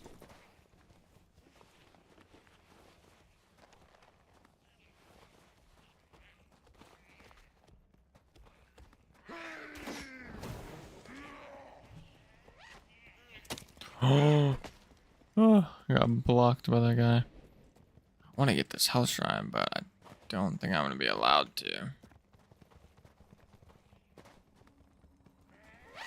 Yeah, no.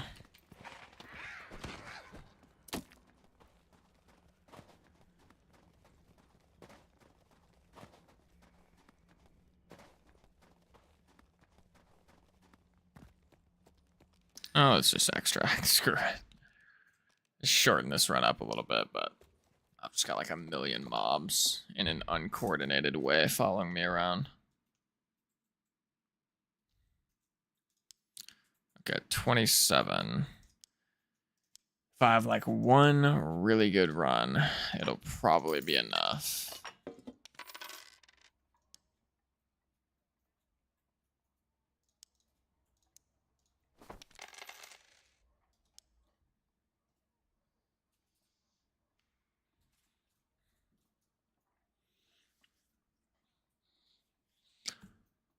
Yeah, hold on. I'm actually gonna check and see if bards can use short swords really quick.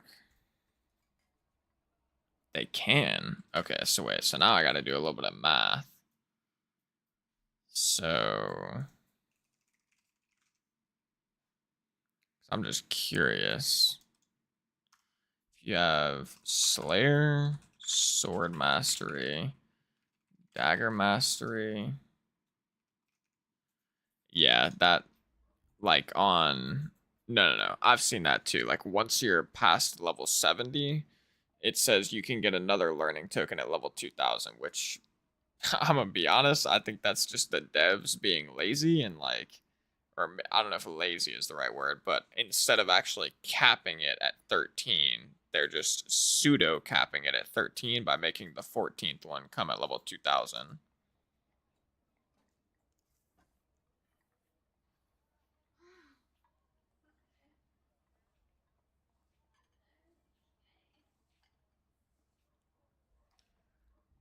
Alrighty, let's see. So, is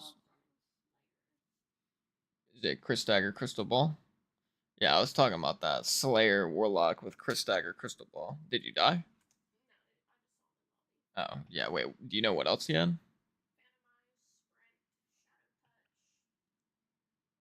He's running Phantomize and Sprint?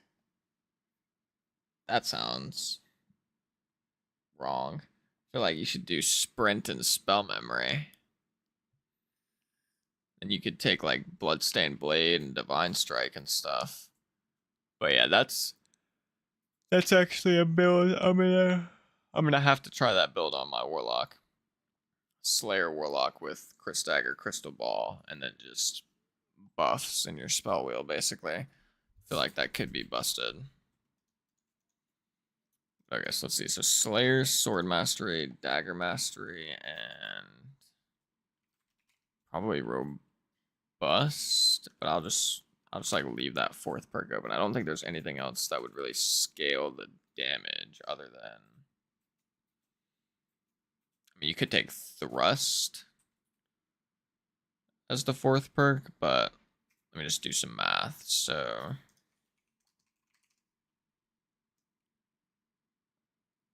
assuming like on my most recent Bard build, I was doing like 75 damage with a Rapier Swing. And that was with just Rapier Mastery. So swap Rapier Mastery for Sword Mastery, it should still be 75. But then an extra 5 weapon damage. Let me go see what's my Fizz Power bonus looking like with this build. So my current Fizz Power bonus is 9. So it'd be 5, whoops, so 5 times 1.09 seems wrong. I must be doing something wrong there.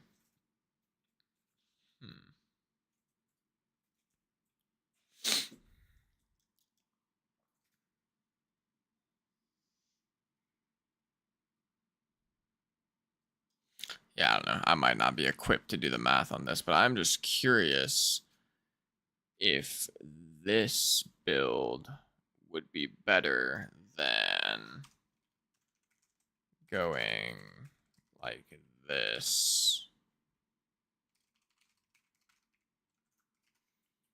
And then for the first build, you just take a Rondell Dagger in your main hand and you take a Short Sword in your offhand. Whereas on the second build, you would take a Rapier in your main hand and a Castillon Dagger in your offhand. Actually, curious as to which one would maybe do more damage, or I guess have higher DPS. I suppose I should say, because obviously the dagger should attack faster.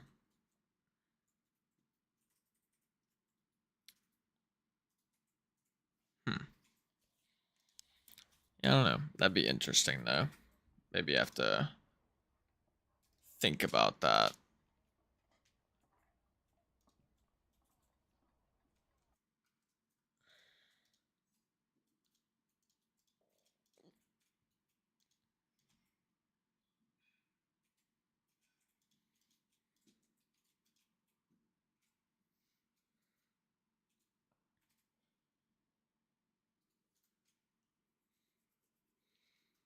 Yeah, I was thinking about Shadow Touch as well. Like, I feel like on this build, for the fourth perk, like, you could go Shadow Touch.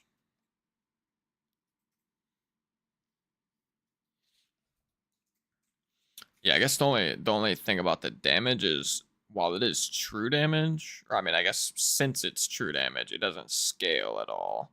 Whereas like the damage coming from Rapier Mastery, Sword Mastery, and Slayer, all of that damage will then scale with your Fizz power bonus, which with like Ballad and Rousing Rhythms and stuff, you're gonna actually end up having like an okay Fizz power bonus.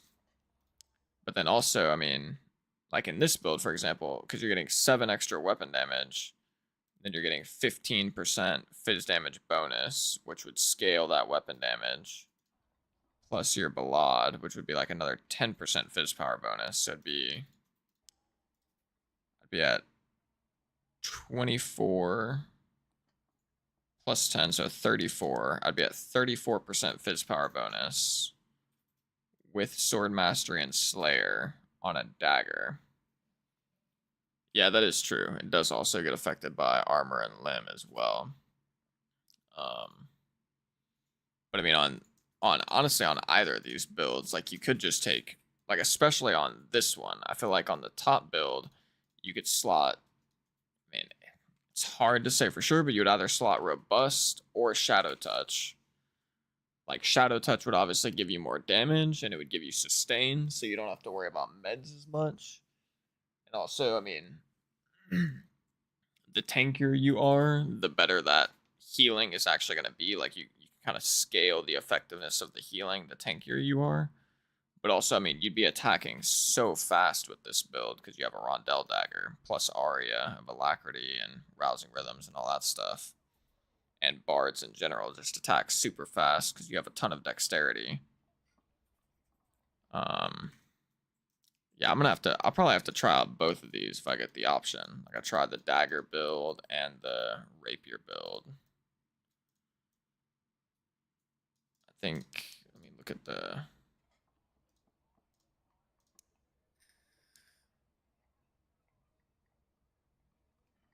Yeah, the movement speed penalty would be the same. It'd be minus 23 for both weapons. Just be minus 13 for the Rapier, minus 10 for the Castillon, or minus 10 for the Rondell, and minus 13 for the Short Sword.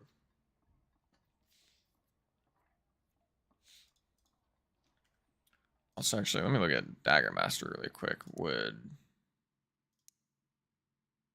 Wait, now I'm just thinking... Does Dagger Mastery only work if... Wait a minute.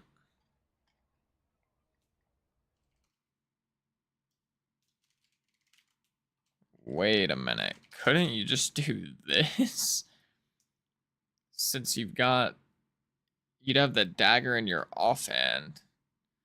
Because it doesn't say you gain 15% fizz damage bonus for the dagger. It's just when using a dagger. So if you've got the dagger in your offhand, like, would this not just be absolutely disgusting? Oh, it won't benefit your other weapon?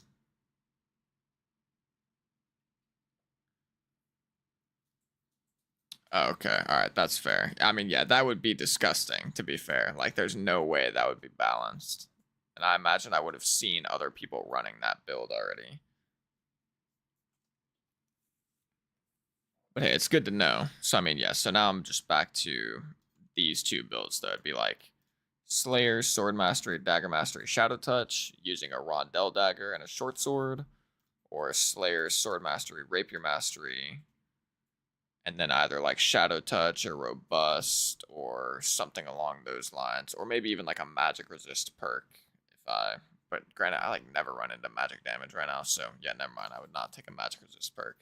Probably just be Shadow Touch or Robust for this fourth slot.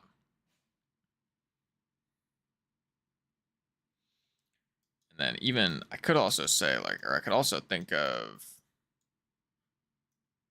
going this build, but with demon armor.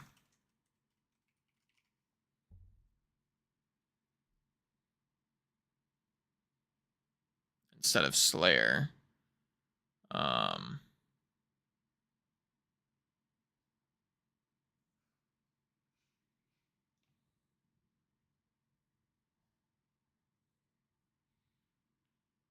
yeah, I mean that's basically, well, yeah, I guess, I mean, what you're saying makes sense because yeah, you could do hatchet, so you could do like Slayer, Sword Mastery, and then Axe Spec.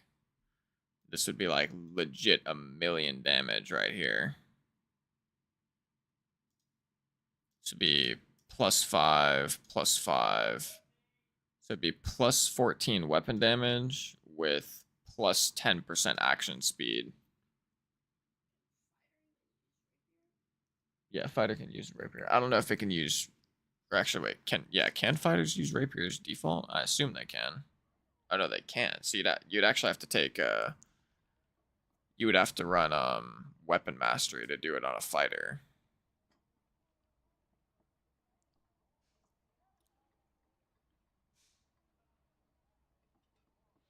But also hatchets, it's just unfortunate. Hatchets have just like a ridiculous move speed penalty, low key. That would be an interesting build. I mean, you could do like weapon mastery. I mean, you could just drop either rapier mastery or sword mastery and take weapon mastery, but you'd be losing the 10% fizz damage bonus or whatever, so it's probably end up being not worth it. But yeah, definitely I want to try this build at some point.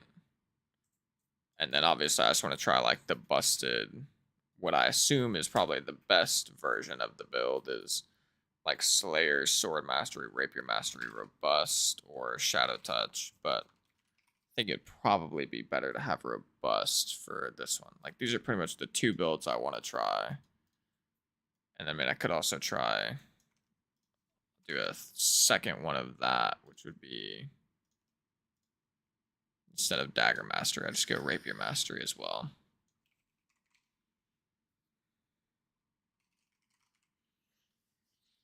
Because I feel like the synergy between Demon Armor and Shadow Touch would actually be pretty good. Because you can get insanely tanky, and then you obviously just have sustain while you're fighting. Not sure if it'd be better than just going Robust here. Like, I probably need to try this as well. So actually, yeah, let me throw that down here. These are probably like the main BARD builds I want to try. I mean, honestly, all of these just sound so disgusting. Like,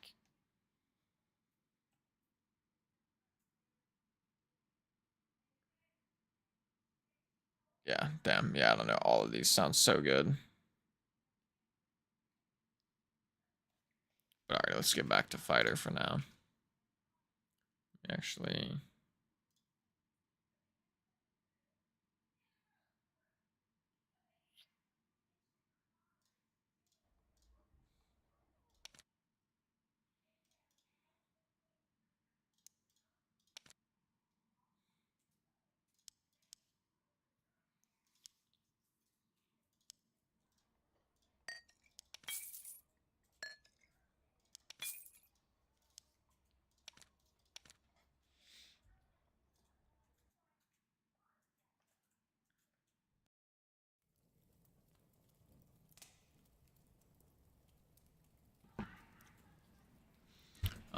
what do I think is a good multi for fighter?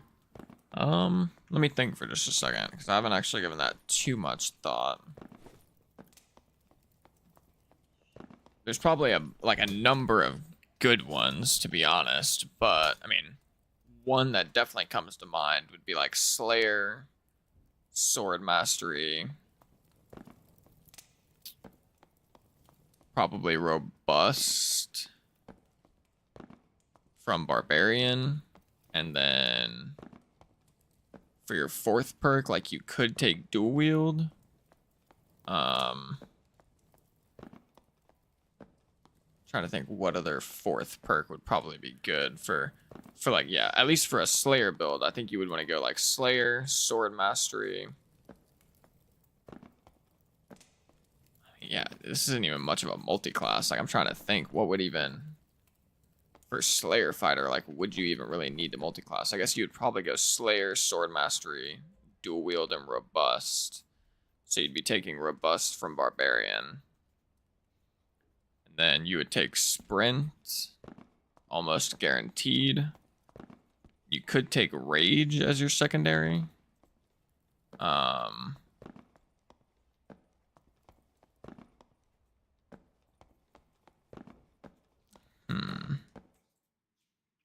Yeah, I think for a Slayer type build, that's probably what I would go.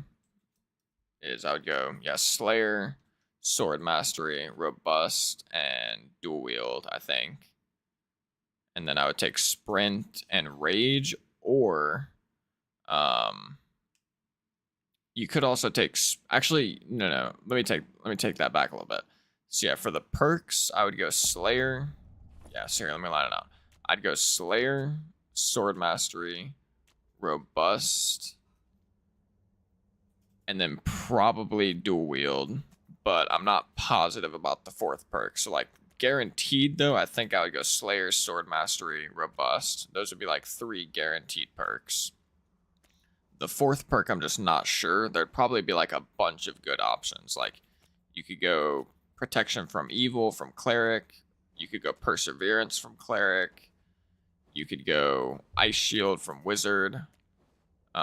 You could go Axe Specialization if you wanted to put a Hatchet in your offhand, but you would be slower. But definitely those 3 perks I think would be like guaranteed best in slot. Slayer, Sword Mastery, Robust, not Dual Wield. So yeah, Slayer, Sword Mastery, Robust. And then for your skills, I think you would actually want to take Sprint and Savage Roar from Barbarian. Because Savage Roar, the minus 40% fizz damage bonus that it applies to other players, is actually insanely strong. So I think that would be like, if I was going to go a multi-class fighter build, it would probably be that. And I would go Slayer. If you wanted to do a plate build,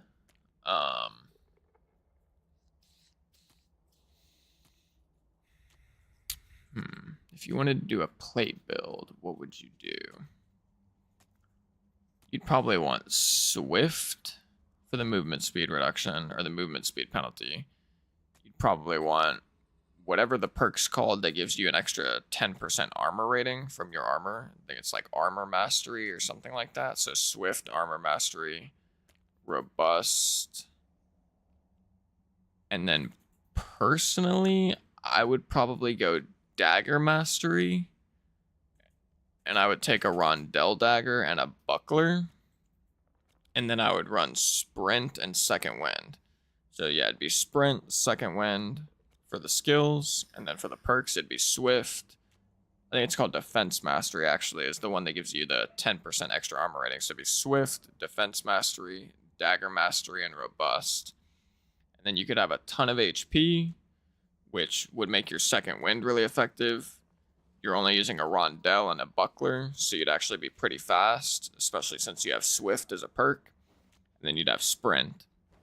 So you could actually be insanely fast with all that plate armor on. Like, essentially, you'd be a really fast, super tanky build, but you would do less damage than, like, the Slayer build.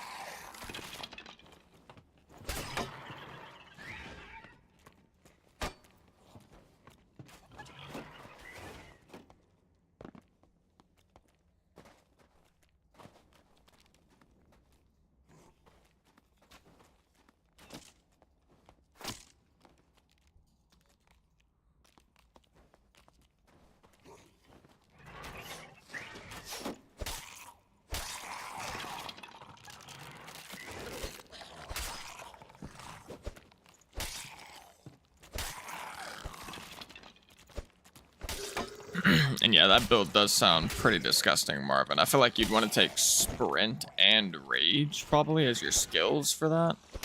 Just so you could actually have like high movement speed with your weapons out, but I definitely think that would be pretty nuts.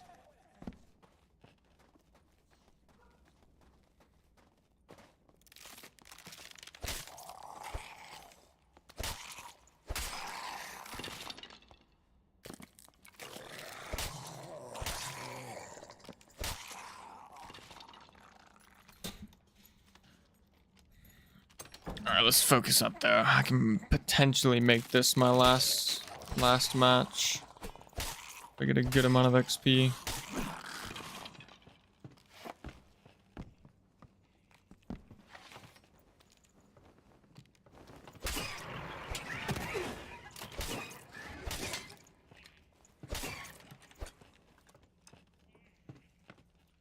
Ooh, almost fell all the way down. That would have been not good.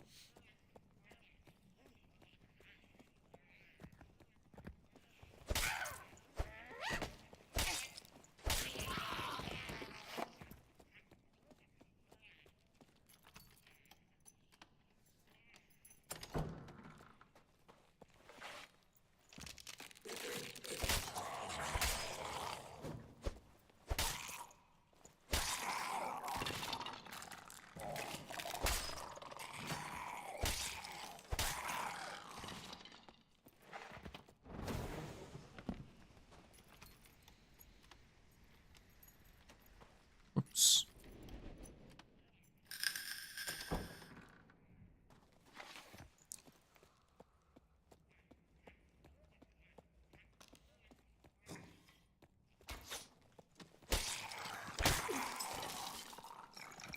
Damn, I was hoping I could kill that guy before he hit me with the shove. Should have just crouched.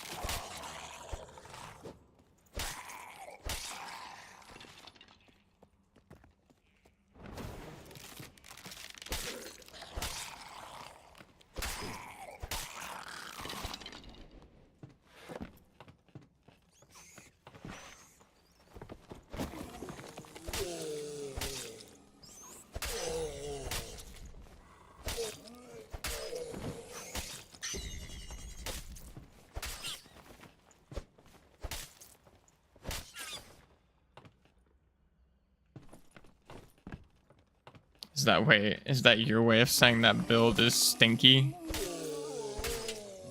Oh.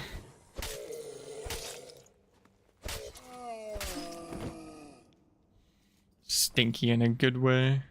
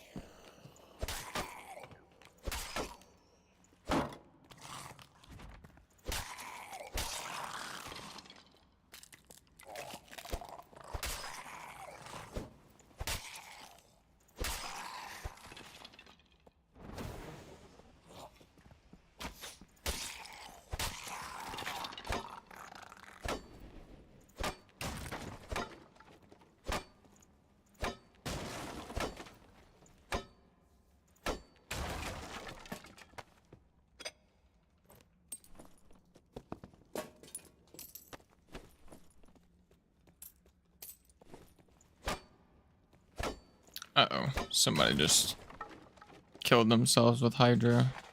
That is no good. Did I open this chest, didn't I? Yeah, I did. Okay.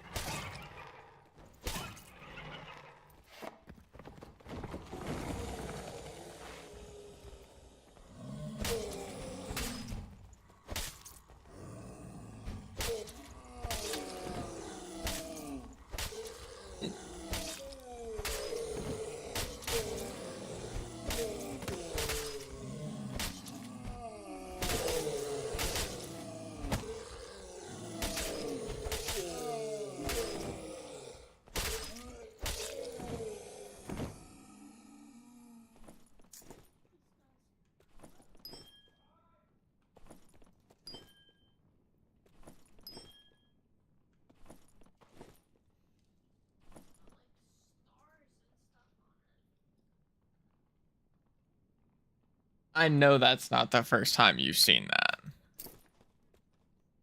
There's no way. Yeah, that's the first time you've noticed it, but that's the demigod reward from last season. But I've seen like a million people with that shit. Like I'm assuming demigod must have been pretty easy to get last season compared to this season, because I've seen so many people with the demigod cloak.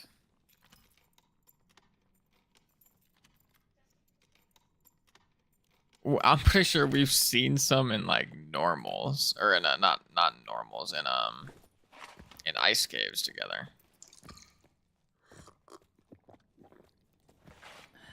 But yeah, it looks pretty dope. I will say I feel like it's for getting demigod, I feel like you should probably get something a little bit better than just the cloak aesthetic, but I mean it is still dope.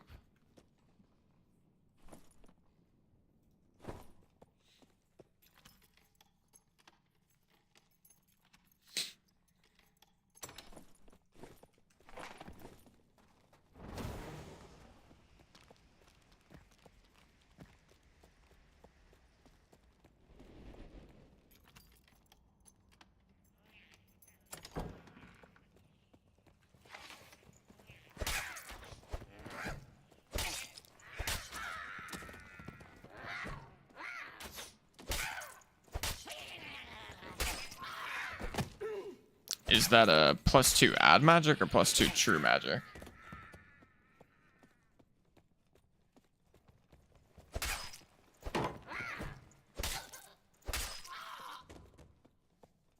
Oh, 2% magic damage, actually, never mind. I mean, shit, I would take it. I mean, I feel like you should probably just sell it though, because I would use it, but it would probably be like a while until I ended up using it, just because, I mean, yeah, usually my helmet, I take like +2 true magic or +2 add magic. So, yeah, no, I'd say actually you're better off. You should probably just sell it. But I really appreciate the offer though.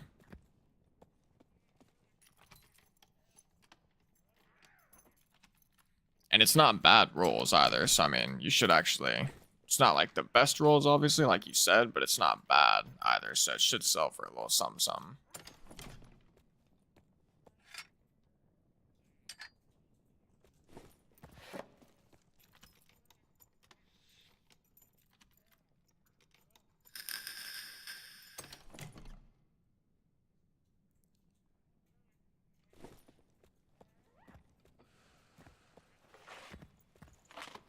Actually, specifically for like a Slayer Crystagger Crystal Ball Warlock build that does like mainly physical damage, it would actually be like really good low key.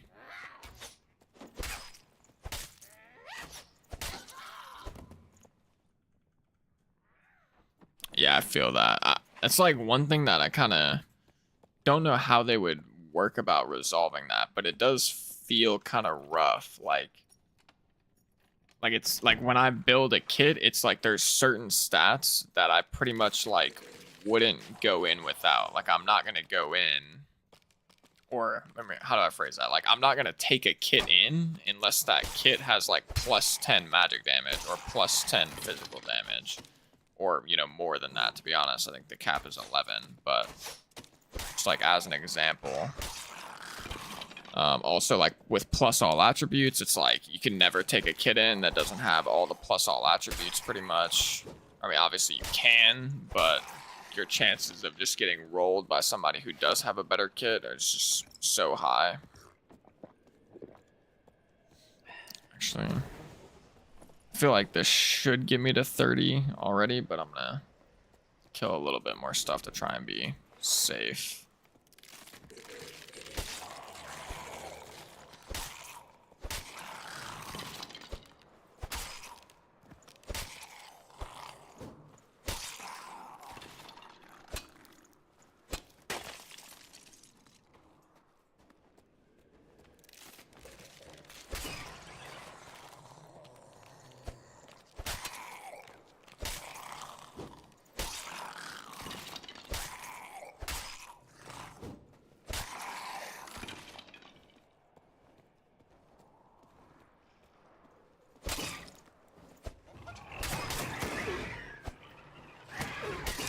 Oh my goodness, please, I need to not die here though.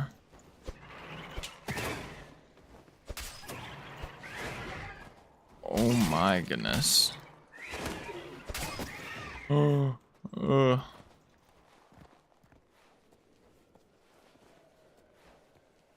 wish I still had second wind right now. Okay, there we go.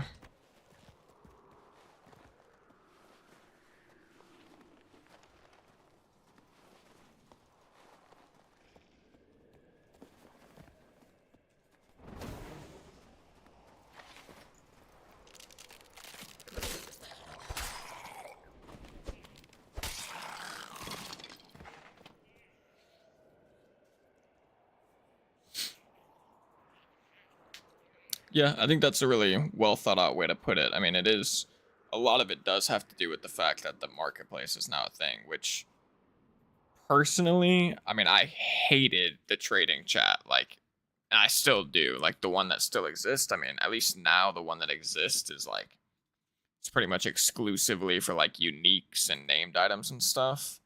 Um, and like gold coin chests and all that shit and skull keys and whatnot. But prior to the marketplace being introduced, I mean, I hated trading for gear in the trading channel. Like, it just took so long. So I like the marketplace, but it does do exactly what you mentioned, which is there is now too much access to like the perfect stats. Like, there's a ton of stats in the game that are just bad that you don't want. Like, you don't want interaction speed, you don't want buff duration, you don't want debuff duration, you don't want armor pen, you don't want magic pen.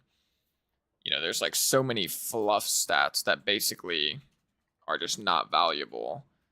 And then there's a category of stats that are just BIS and they're like super valuable, like getting your, you know, getting max add damage or max true damage on your gear, plus all attributes, additional movement speed on your boots, all of these different things that once you like know what the stats are and you know you can just go into marketplace and just buy them for a couple hundred gold or whatever the price is going to be, it does make it to where, yeah, I'm like never just throwing on random kits at this point. I've like always just got fully built out kits in my stash with like the right stats, which, I mean, yeah, just it has its ups and downs. It's definitely got a lot of downs for like the casual player, I'll say that though. But I heard somebody talking about like a solo self-found mode being added into the game, which I don't know how they would do it. Like I don't know if they would just have like, I mean, it'd be really difficult to implement in the current state of the game. Like once the game gets onto Epic Games or the Steam store or whatever, and the player base gets larger, I think you could just add like a full-on solo self-found mode where when you make your character, you make it as solo self-found and you only play with other people that are in that same mode. And that could be like a really interesting way or an interesting aspect of the game. And yeah, exactly. If the player base was larger, it could definitely work. But in the current state, the player base is definitely too small. It would certainly split the player base up too much. Oh, but let's go. Level 30. God bless.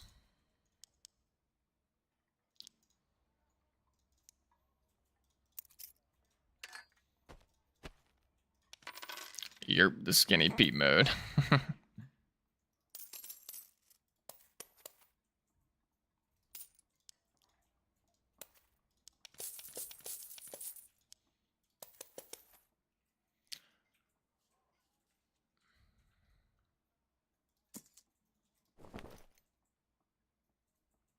Is it raining outside?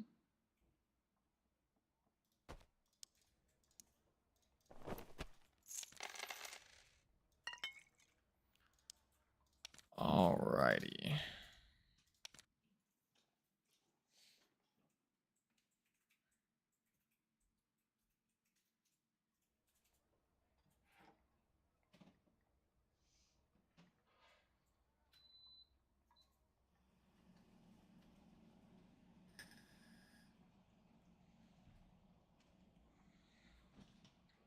Alright.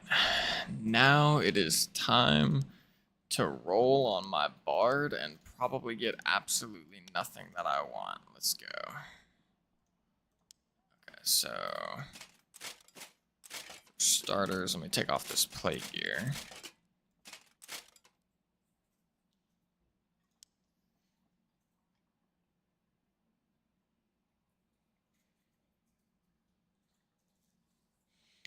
Yeah, no, I definitely want to be able to have more characters personally because it also makes it difficult to have like an alt, like my warlock. Like I've got my alt warlock and it gets in the way. Like right now, I can't make any more characters. So if I wanted to make a ranger, I just can't. Like I'd have to delete my warlock, which I'm 100% not gonna do because I feel like having an alt makes a lot of sense in the current state of the game because you know you might have one character that you want to do ranked on and you want to like grind the leaderboard, but you might also want to play that same class in high roller without having to worry about AP maxing. Um, so yeah, I agree. I really hope when they release Druid, they give more than +1 character slot. Or shit, just make it to where you can buy it with gold. I mean, I think they've talked about wanting more gold sinks into the game, and that would be a really easy way to do it. Just 500 gold for your first character slot, maybe 5,000 for the next, 10,000 for the next, you know, whatever the case may be. But yeah, they should definitely add some more character slots.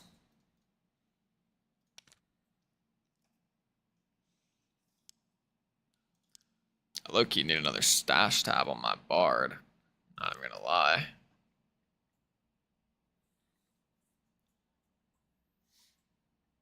Yeah, I mean, yeah, I was just throwing out random numbers. I mean, I was kind of like trying to match the stash tabs a little bit, but yeah, I agree. They could do lower amounts.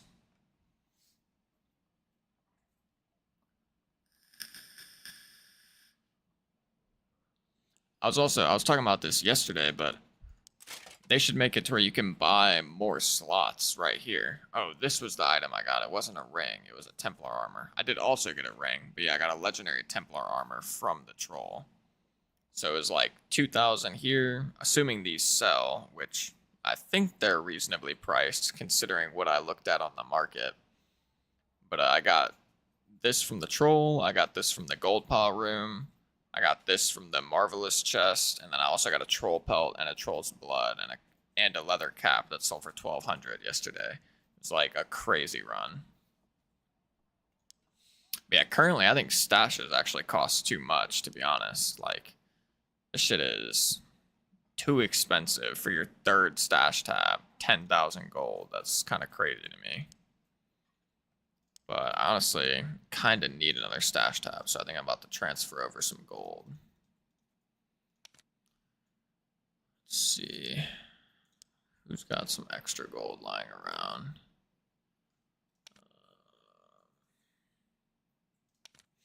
My barbarian's got 1,000. My wizard's got 2,000.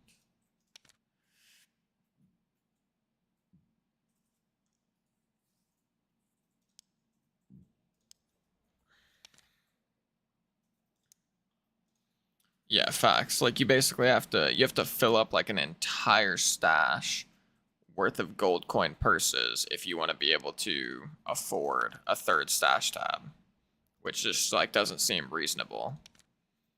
Because then essentially when you buy your second stash tab, you're like not even really getting an extra stash tab, because then you have to navigate one stash tab as being strictly gold coin purses. So you're basically back at one stash tab again, even though you just bought a new one. Because if you want to buy a third stash tab, you have to fill up a full stash tab worth of gold coin purses. So yeah, it is kind of goofy. Look, I'm just gonna transfer over some gold from all these random characters that I don't care about. Let's use magic prop pots as my thingy. So we'll do 1,000 for the barb. We'll do 1,800 from the fighter. And I already forgot what my wizard has. So I'll just do the barb and fighter first really quick.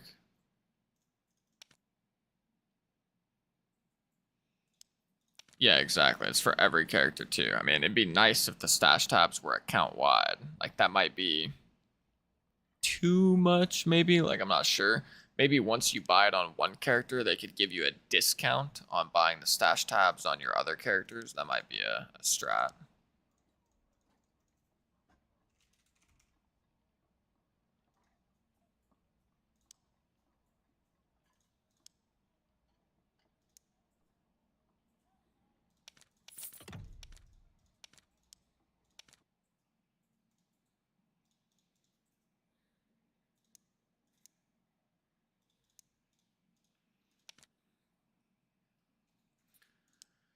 And yeah, I definitely agree. I think I'm gonna be honest, like I've had fun with actually here, let me let your next message come through so I can see that as well really quick.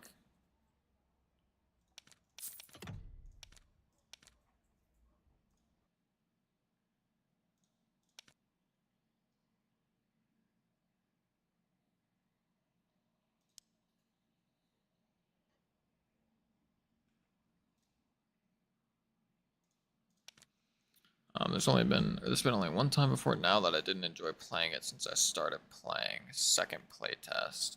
And that was during the Barbarian plus Teaming Disaster. Are you talking about whenever pre-teaming was like a big thing? Like people were teaming up in the pre-lobby? And I assume when you say Barbarian Disaster, you just mean Barbarian being like OP as shit, buff ball meta, which honestly is like almost kind of never actually gone away to some extent.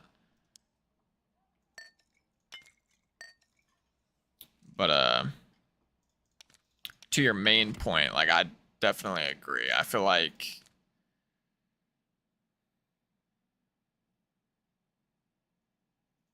yeah, okay, yeah. So yeah, that's what I thought you were talking about. But yeah, essentially what I was gonna say is just like I've enjoyed the game since I got back into it, but this whole multi-classing adventure that they did, as much as I have been having like fun with it, like trying to build like really crazy builds that are just super powerful or whatever,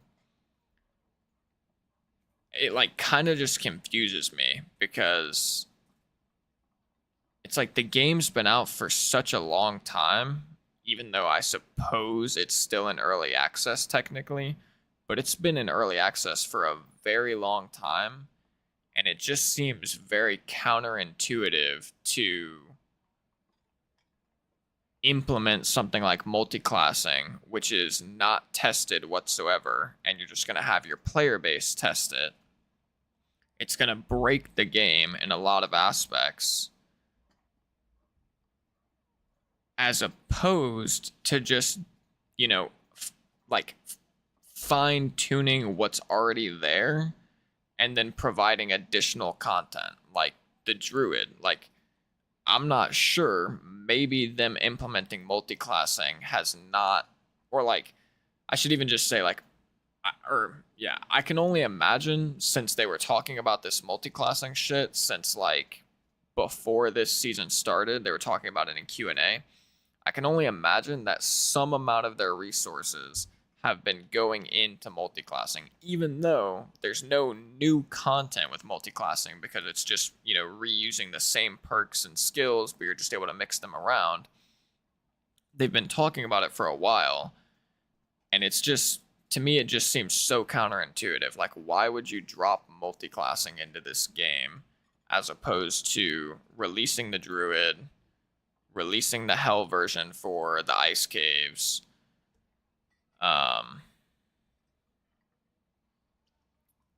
Yeah, but instead they drop multiclassing and they break the meta.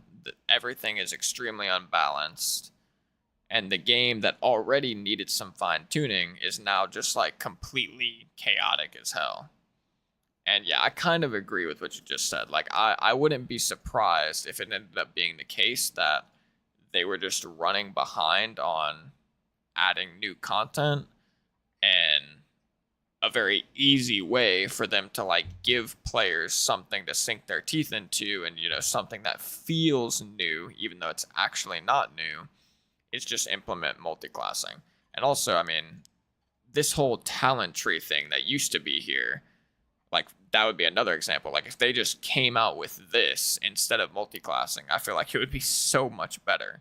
Like, being able to, go down different talent trees or whatever and just kind of have like a slightly different version of your class. You could be for wizard, you could focus on fire or ice or lightning.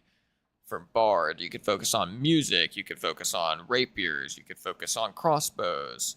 For rangers, you could focus on crossbows, bows, melee, like with a spear. Fighter, you could focus on being a tank, you could focus on being a slayer, you could focus on being, I don't know, something else. Clerics could focus on being like a paladin, they could focus on being a healer, they could focus on being a tank. Like, there's just so many easy ways that I could think of that they could just have made subclassing via talent trees that would have been so much more interesting and less game breaking than multiclassing.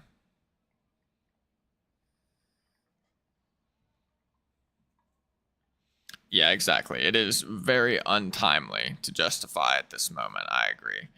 Um, and also just like just the way they implemented it too, just like dropping it in with no bars, like no rails, completely open for everybody to do everything that they want. Like you said, with they need more restrictions. With what they did, there's no restrictions.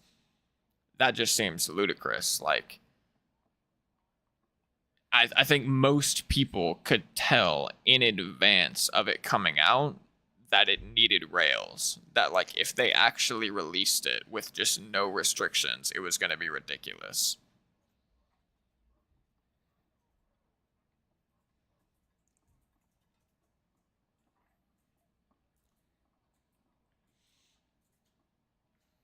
And like, for someone like me, who it's my first season trying to like grind the leaderboard, and I'm playing on my warlock or whatever, and I'm like getting pretty high up there, I'm getting close to demigod, but then out of nowhere they just drop in multiclassing and it completely, it completely changes my whole process of getting to demigod. I also think that that's just like pretty inconsiderate of them. Like I mean, I'm not gonna dwell on it too much, and I'm just gonna like still do my best to get demigod on my warlock. But at the same time, I do still think it's inconsiderate because the whole solos meta has been absolutely destroyed by multiclassing being added. So it's like completely changed my pathway to getting to demigod. Like no longer do I feel like I can do it as a caster lock. I feel like if I'm gonna get demigod, I pretty much have to do some new weird multi-class bonk build or bonk, or multi-class melee build if I actually want to get there. And it's low-key frustrating, but I mean it is what it is. And yeah, I agree. Like subclassing would just be, I think so many people agree that subclassing would just be such a better implementation than multiclassing.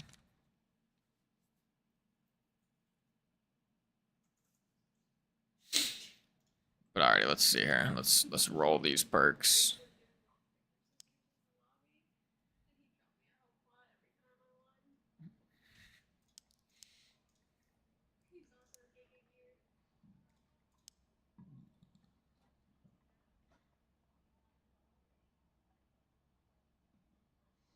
Yeah, I agree.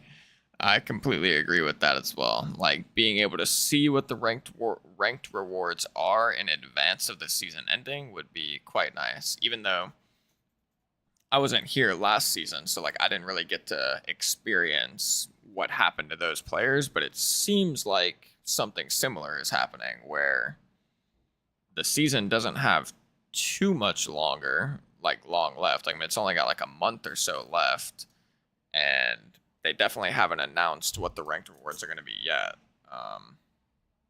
So it would suck to, grind all the way to demigod to, like you said, just get some white dots on a cape. Even though I think the white dots on the cape look cool, but like when I found out that was the demigod reward, I was like, wait a minute, like that's crazy.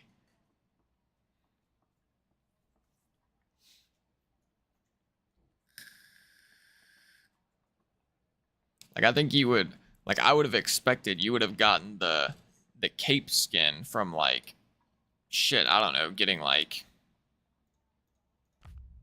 Pathfinder or something, or like Voyager, Exemplar at the worst, but I was blown away when I found out the cape skin came from Demigod. Like that was insane to me.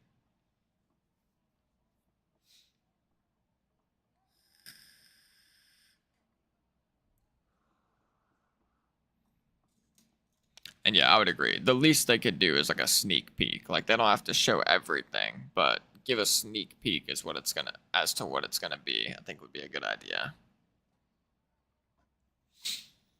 Didn't they also give away like gold bags for like certain ranks? And like didn't those gold bags like stay with you to the next wipe? Or like I guess stay with you in this season? Is that true?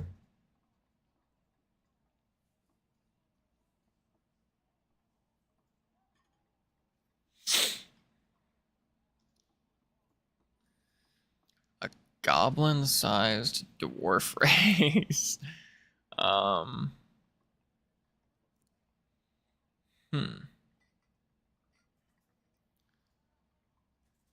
I don't dislike it. Like I don't dislike the idea. The only thing that would be concerning, I suppose, would be yeah, exactly what Gracie just said. Like you're basically in perma crouch, so I'm not sure. I would like be concerned as to how they would implement that and how that would end up playing out in PvP. Um, I probably wouldn't play it because like I've never played like dwarf esque races or whatever, but I wouldn't be opposed to it if they like found a way to implement that properly. I'm trying to think of other races I would like to see. Um,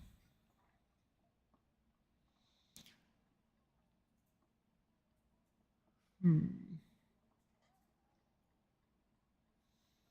They could maybe do like a Worgen type race, like from WoW. That might be kind of cool, like a walking dog. Uh, I would say like Blood Elves or Night Elves, but I feel like those would just be so similar to the elves they already have in the game that it probably wouldn't make much sense. But yeah, I wouldn't be opposed to a dwarf race at all.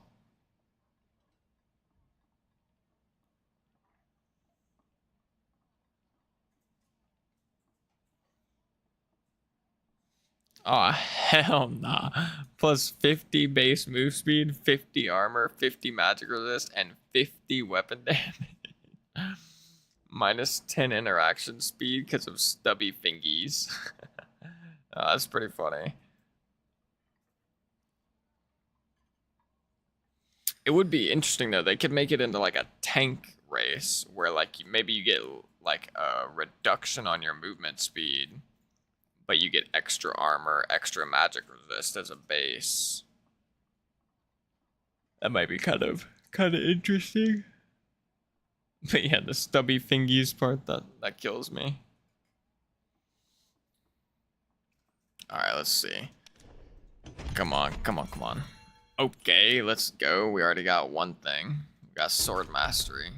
Dope. Ooh, okay, this part's difficult because dual wield's not bad, but would I ever actually really use it? And then defense mastery is interesting because if I wanted to go, let me pull out the sticky notes again. Like, for example, I could go like defense mastery as my 4th perk for this build. So I've got demon armor plus defense mastery. I could easily go like a 75% or like a 70-ish percent PDR BARD build while also doing just a ton of damage. So I could go like rapier mastery, sword mastery, demon armor, defense mastery.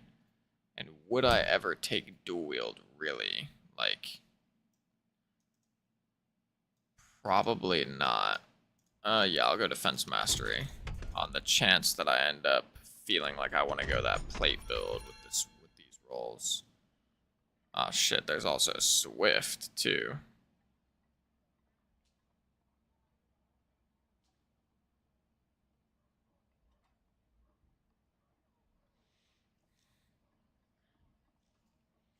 So I could also go Swift here instead of defense mastery.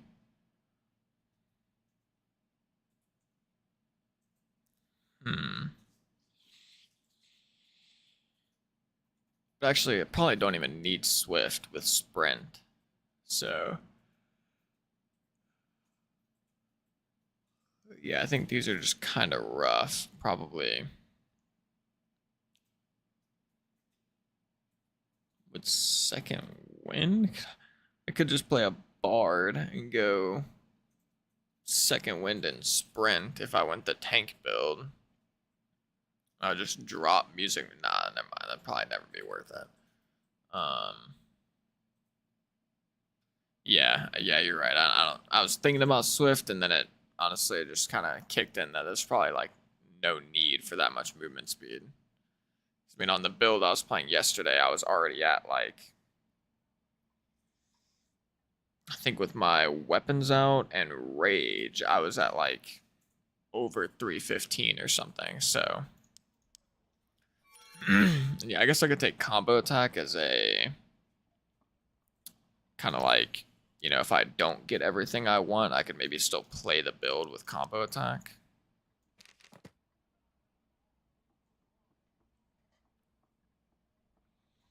So now I've got rapier mastery, sword mastery. Also got defense mastery. So yeah, let's go combo attack for now. Okay, but I really need sprint. Like, okay, well there's Slayer. Let's go. Alright, so I got Slayer. So now I've got this build set up. What am I missing here? So Slayer, Swordmaster, Rapier Master. I still need Sprint. And then ideally I would want Robust, but I could, if I don't get Robust, I could take this. And this would be just a ridiculous amount of damage. Because, yeah, like you said, I mean, the Rapier, like with Rapier Mastery plus Sword Mastery plus Aria of Alacrity, like I'm gonna be attacking insanely fast, and 10% fizz damage bonus is nothing to scoff at, especially if I could stack it twice for the third attack, like you mentioned.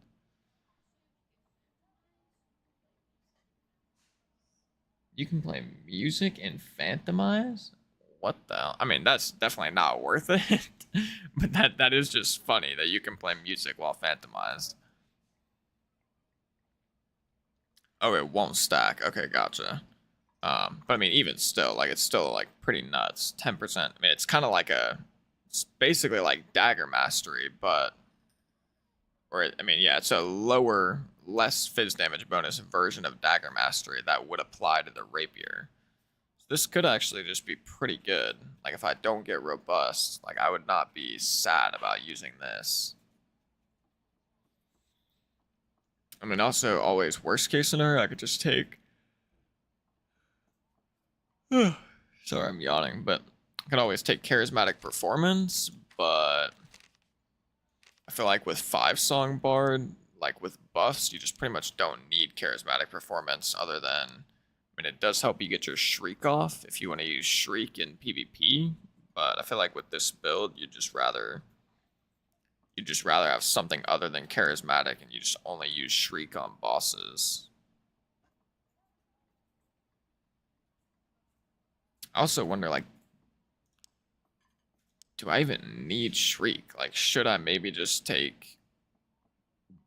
Well, I probably don't need Accelerando for the Slayer build, because assuming I get Sprint, I'll be good on movement speed. Could take Allegro.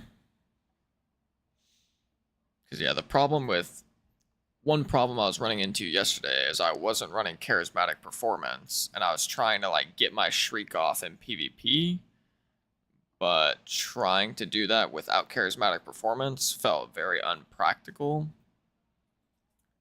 But, for example, if I took Allegro, I could just pop Allegro, like, before the fight, and then I could just run in and just start smacking people. That might actually be the strat. I mean, the only thing I'd be losing is I'd be losing out on shrieking bosses, but, like, how bad is that really? Like, I should probably be murdering bosses even without Shriek at this point, so... Could also take Harmonic. Since I'm going Slayer, I want to have plate armor, like the Harmonic armor and MR could come in handy.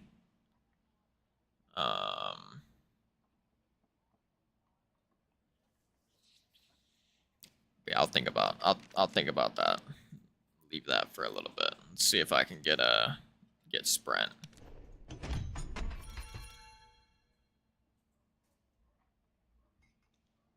Okay, I think this is a skill, right? Not a perk? Yes, yeah, a skill. Well, regardless, I just want to take a skill here so I have a higher chance of getting Sprint.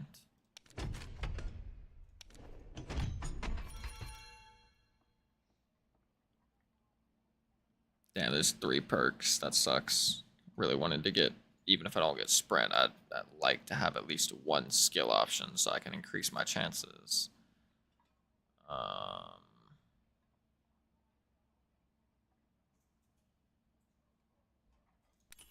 Yeah, I'll just take Swift.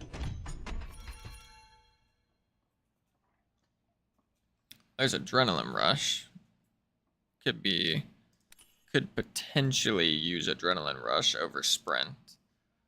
Let me think.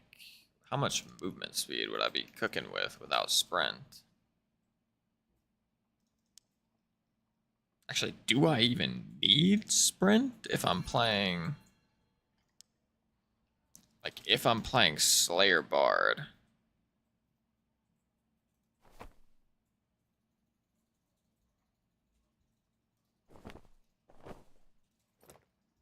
throw on like this random kit real quick. I'm at 308. Be at 310 with a different, like with an adventurer cloak. But so I'm at 308, and then I'd be 317.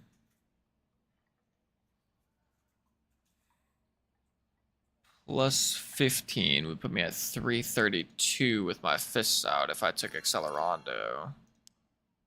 Then I'd be minus 20. So I'd be at 312. Like if I went Accelerando with this build, or with this kit on, when Accelerando, I'd be at 312 with my weapons out while I have Accelerando active. But yeah, I think that probably means I would still want sprint, to be honest, because I don't really want to have to cast Accelerando all the time.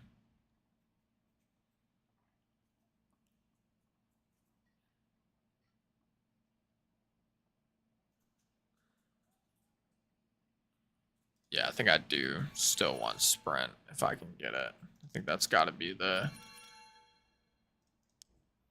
And this should stop making that noise.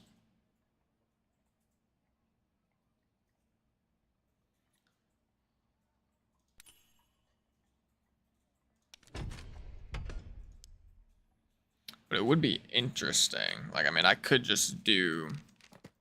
Like, I wouldn't be getting the move speed cap, but... I mean, if I got into melee with somebody with this build, I would literally just do a nuclear amount of damage per second. Like an unfathomable amount, to be honest.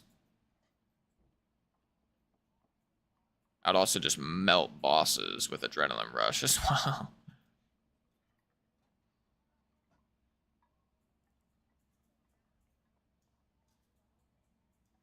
Yeah, I guess if I don't get sprint, this is probably what I'll run and like try this out, because I don't think it would actually be bad, but I definitely think it would be better if I got sprint here.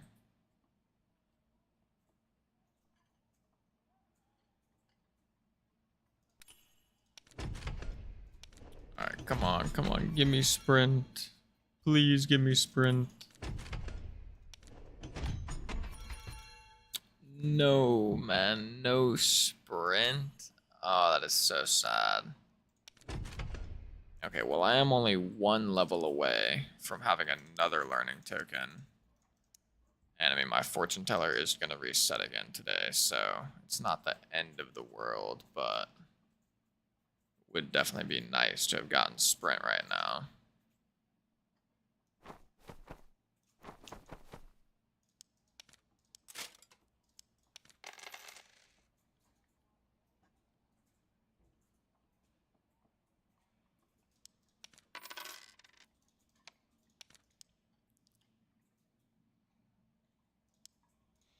Yeah, thematic name for Slayer Bard. Because, yeah, like for the flute build, I did Goofy Flutist, which was actually not bad.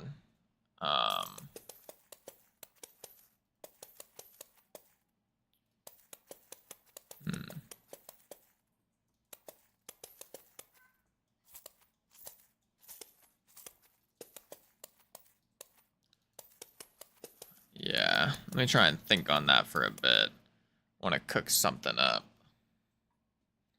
Something Puss in Boots-esque.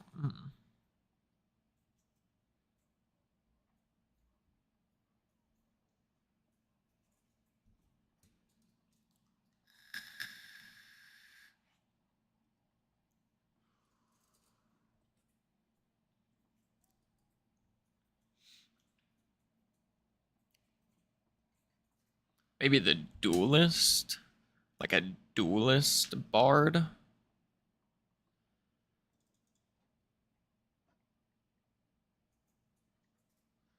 Might be not bad. It's not like super pizzazzy, but it is like kind of like fits for like what's happening with like the rapier and the buckler style and like leather armor.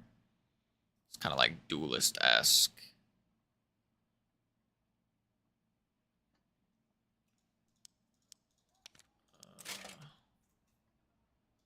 Damn, I'm gonna buy this stash tab and I'm gonna be Baroque on my Bard. It's gonna suck.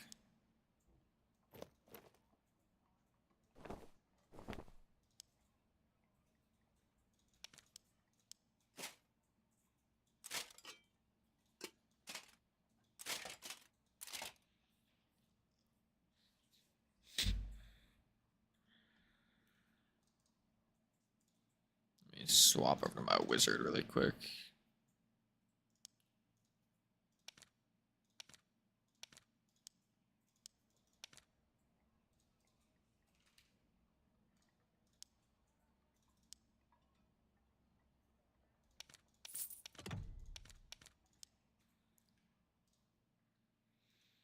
Let me also see who else has got some extra money sitting around.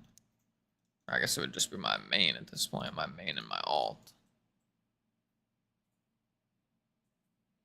Monsieur Pierre du Rapier.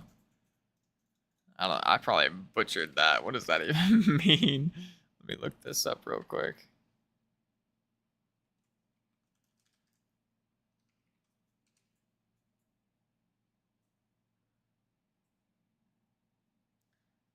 Oh, it's a Pokemon character. Oh.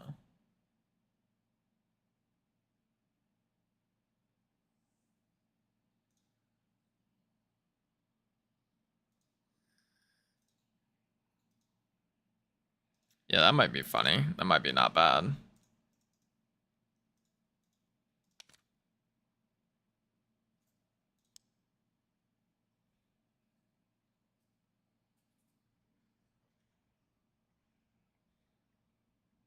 Oh, not a Pokemon character? Oh, I think he is a Pokemon character at the very least. But are you talking about like the I guess like when I look it up I see Oh, okay, Mr. Pierre of the Rapier. Gotcha, okay.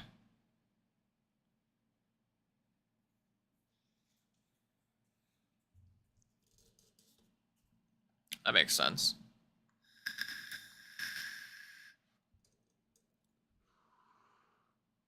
Yeah, it's not bad. I'll keep that one in mind.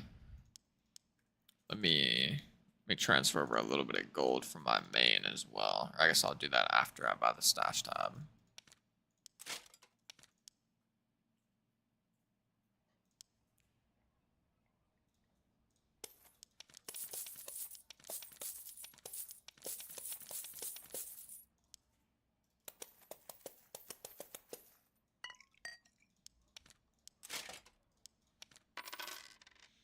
Literally 10,001 gold. I'm gonna have one freaking gold, man. Oh, that is so stupid.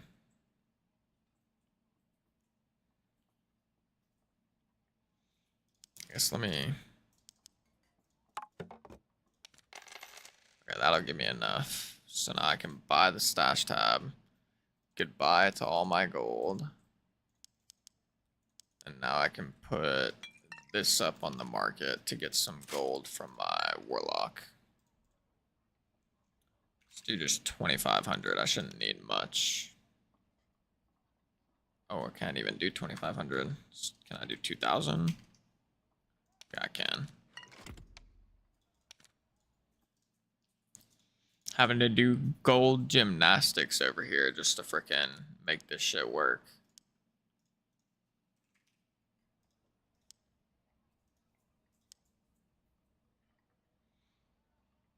Uh-oh. Oh, wait, yeah, no, this is mine. Okay.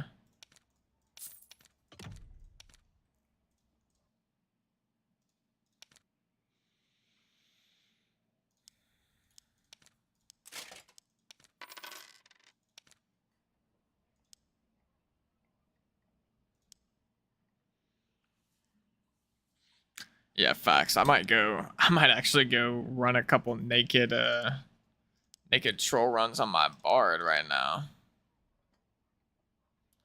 Just try and get some troll pelts with this build. But now I can actually finally have a little bit of free space. I'm not completely cramped.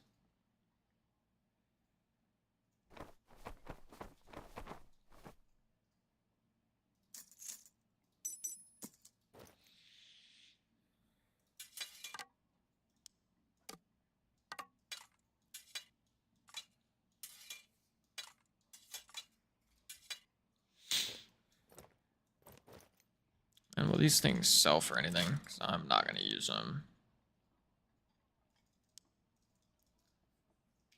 And yeah, I was glad to learn that you could just transfer gold over with a little nifty use of the marketplace.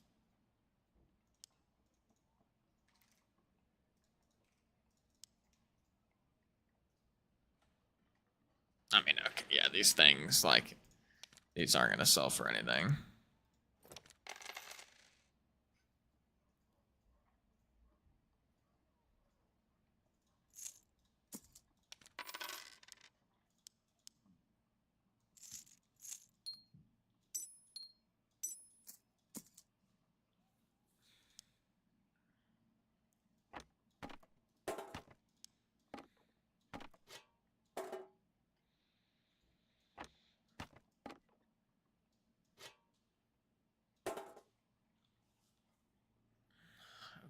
Okay.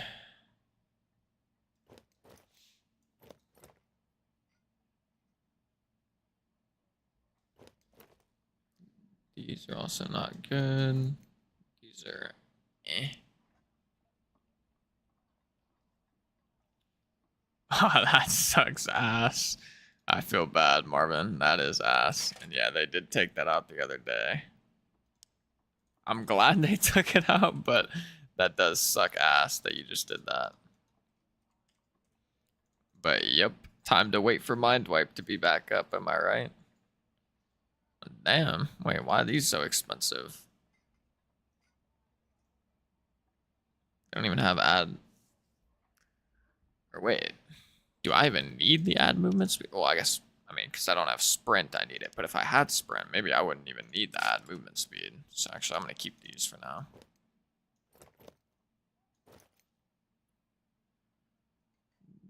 These.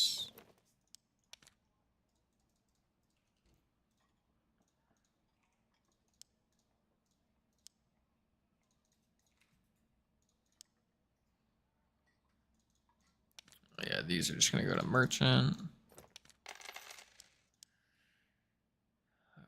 Okay. These are bad. These will sell probably, but I don't need them on my bard. No, it's knowledge. Knowledge, max health.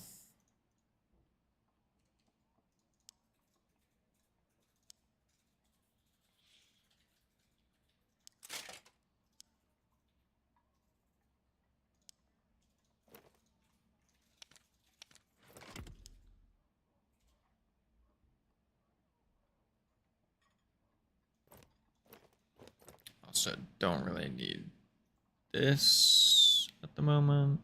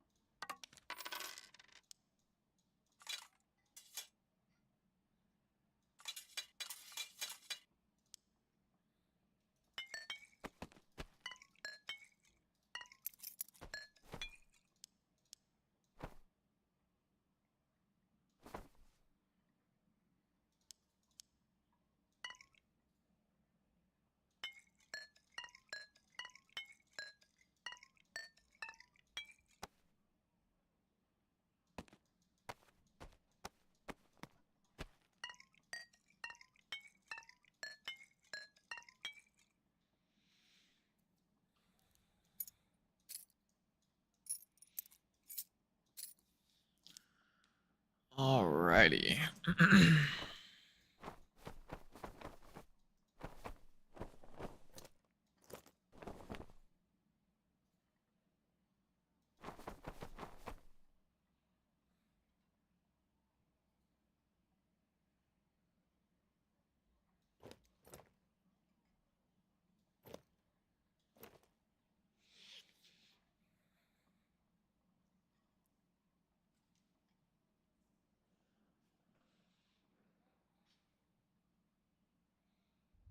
That's pretty funny. I don't know. I've actually not heard about that bug, but that does seem like it'd be pretty rare. So that's pretty funny.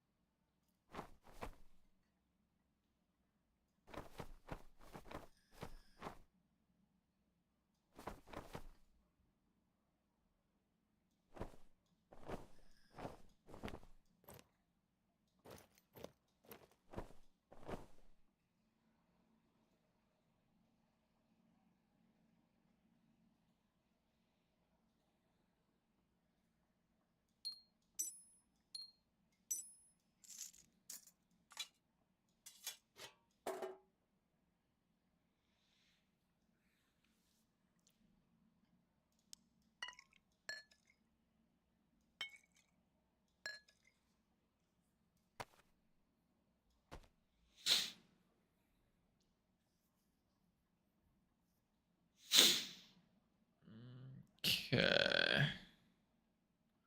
Yeah, let's do a couple naked runs just to feel the build out and see how it does in normals with these perks.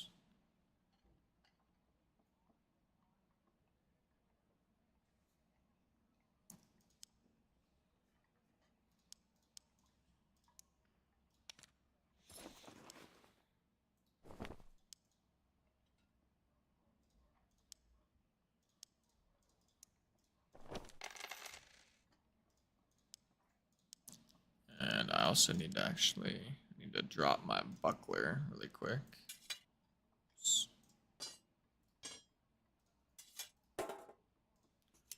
For a Castillon.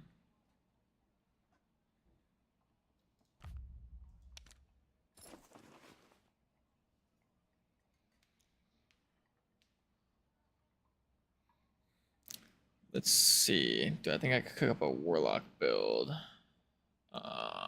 Here, let me hop over to my alt Warlock and try and conceptualize what you got going on. And is that all your learning tokens, or like do you have more learning tokens?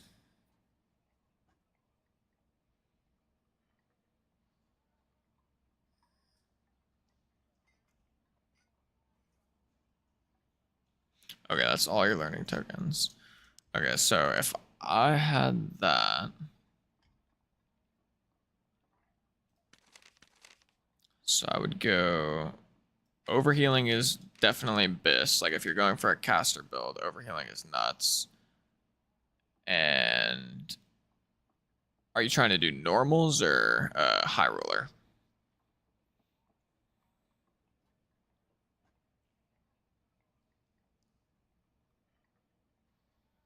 Normals, okay, yeah. In normals, advanced healer would come in hella clutch. I won't lie, but in high roller, I feel like advanced healer is a little bit bait. But in normals, yeah, the +5 is nuts.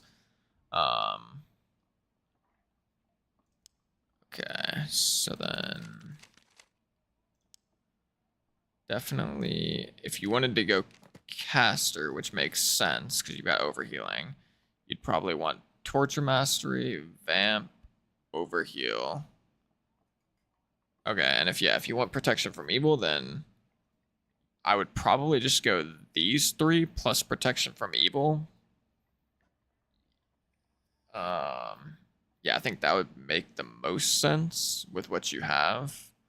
Like if you had advanced healer for normals, I would drop vamp and then you would just take advanced healer and PFE, like protection from evil here. I think that would make a lot of sense, but obviously you didn't get it. So vamp is like a close second, or it's kind of like your substitute advanced healer for this point or for this build. Then for spells, you said you got Protection, Lesser Heal, and Divine Strike. So you definitely want Cop. I think Power of Sacrifice.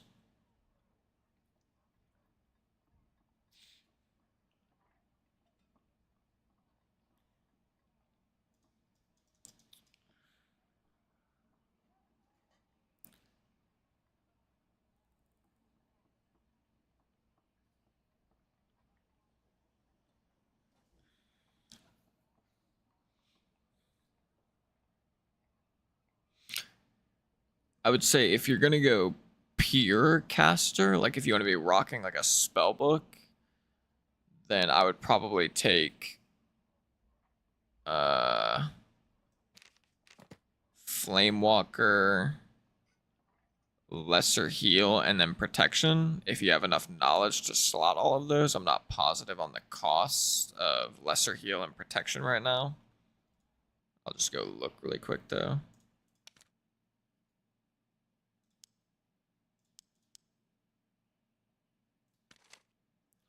Oh, Lesser Heal is a tier 3. What the hell? Okay, Protection's tier 1. So that's 4 total.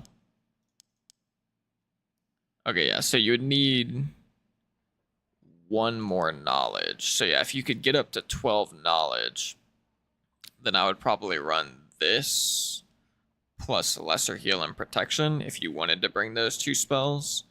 I think Lesser Heal is definitely good. And you could consider dropping Protection for like Bless if you wanted, but honestly, Protection is probably good too, especially in normals. Okay, so then yeah, I think that would be good. The only thing maybe worth considering swapping at that point would be like Flamewalker. You could swap it for, like if you wanted to do bosses, you would definitely swap it for Hellfire. If you don't want to do bosses, I think you would probably just want to take Flamewalker, even though Flamewalker just, it scales really well with stats, and it's not as good as like a base spell, but it's still not bad. I'm trying to think if there'd be anything worth taking over Flamewalker though.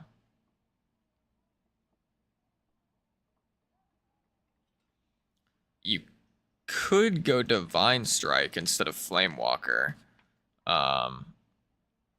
But then you would just have to be like prepared to fight in melee, which like isn't necessarily bad.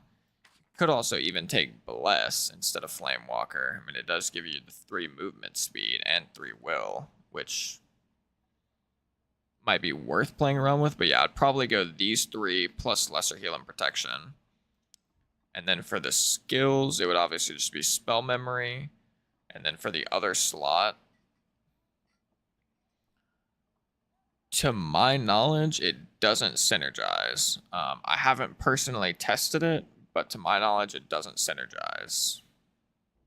Even though it definitely, like, in my head, it sounds like it would, but I'm pretty sure I've heard from either Dowsey or Euthyphro that it doesn't. But it might be worth testing yourself, because, I mean, it is just normal, so it's not going to hurt to test it.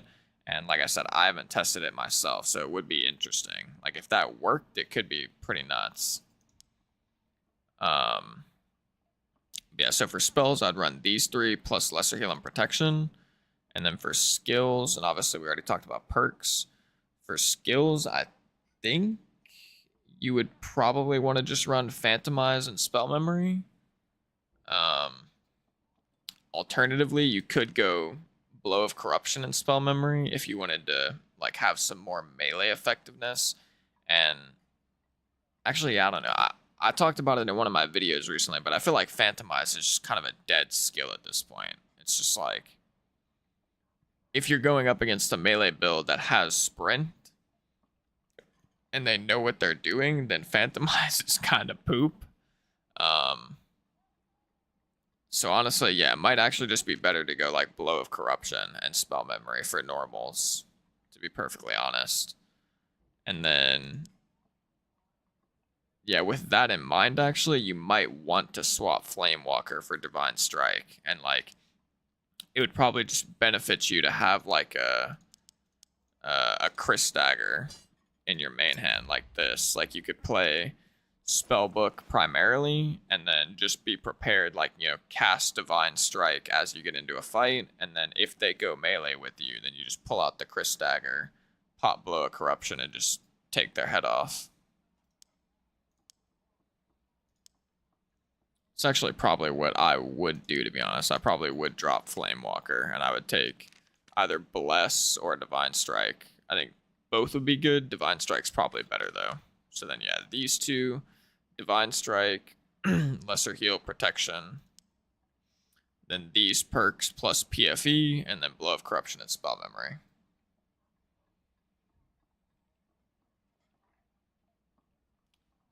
Gotcha. Okay, yeah, you do. I'd also be curious. I wonder if it... I mean, I assume it doesn't, but it'd be interesting if it blocks the damage from Bloodstained Blade as well. That'd also be kind of interesting.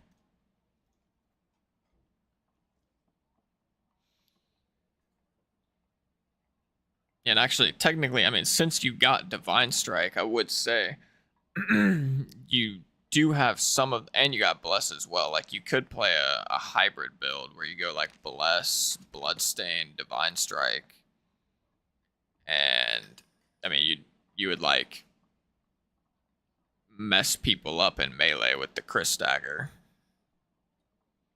You'd just be getting so much extra damage for a normals game.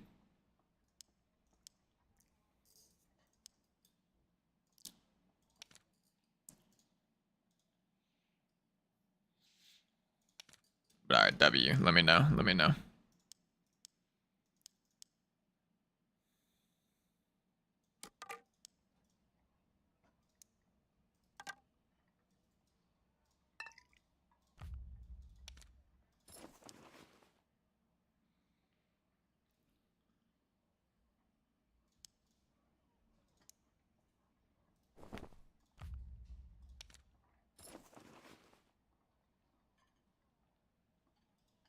Yeah, the rust builds up pretty quick in this game. I cannot lie. You are not wrong.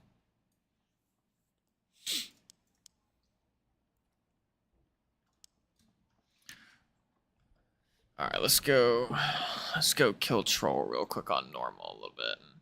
I can also just get to level 61 so I can roll another learning token.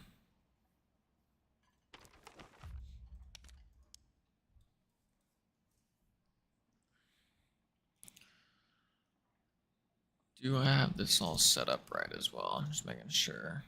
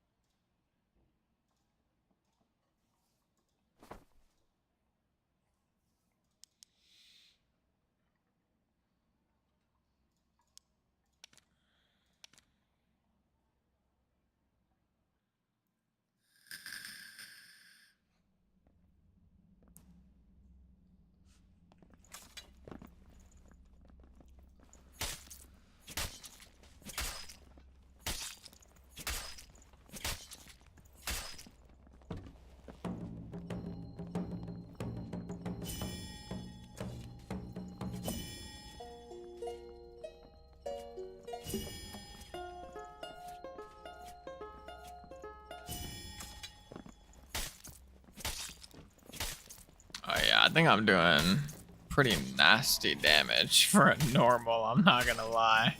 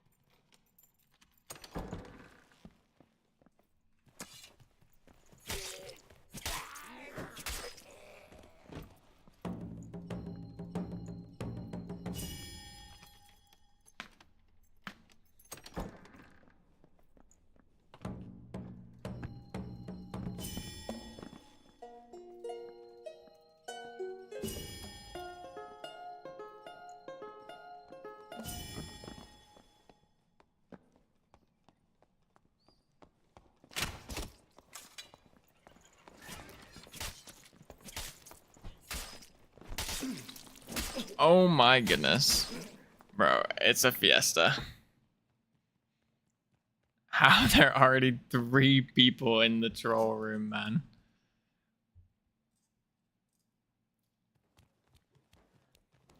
Also, how did that first guy actually survive so many hits?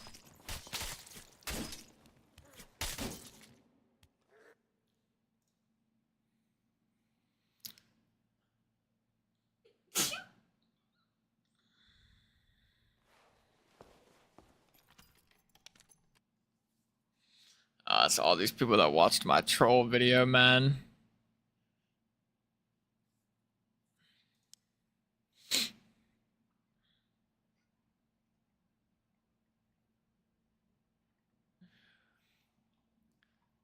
Like what, melee weapon?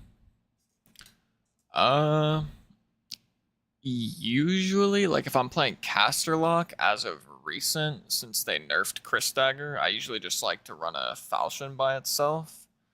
Um, but if you're good with the longsword's probably not bad.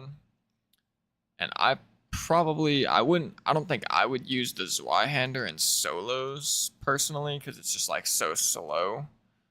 Um, but I think, yeah, I mean, I think honestly the Chris dagger, the falchion, and the longsword are like all pretty solid for solos, to be honest. I mean, the Zweihander might even not be bad either. Like, especially for normals, it's actually probably not bad. I completely forgot to use Adrenaline Rush in that fight. Whoops.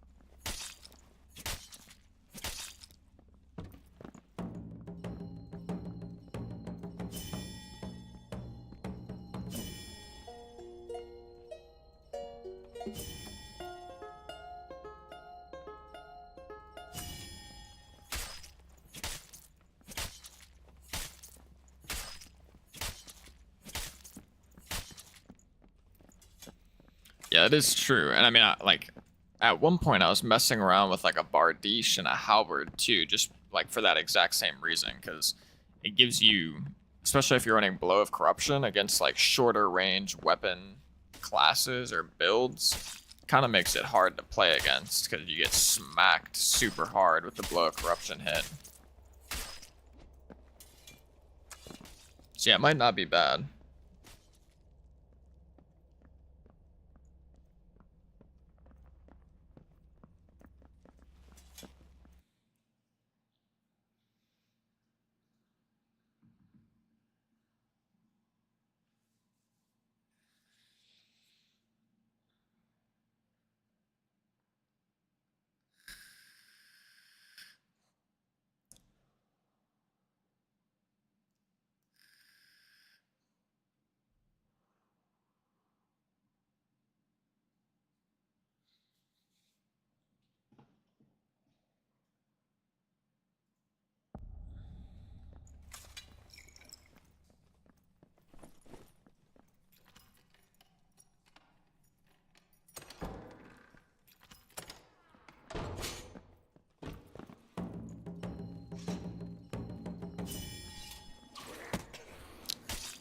What?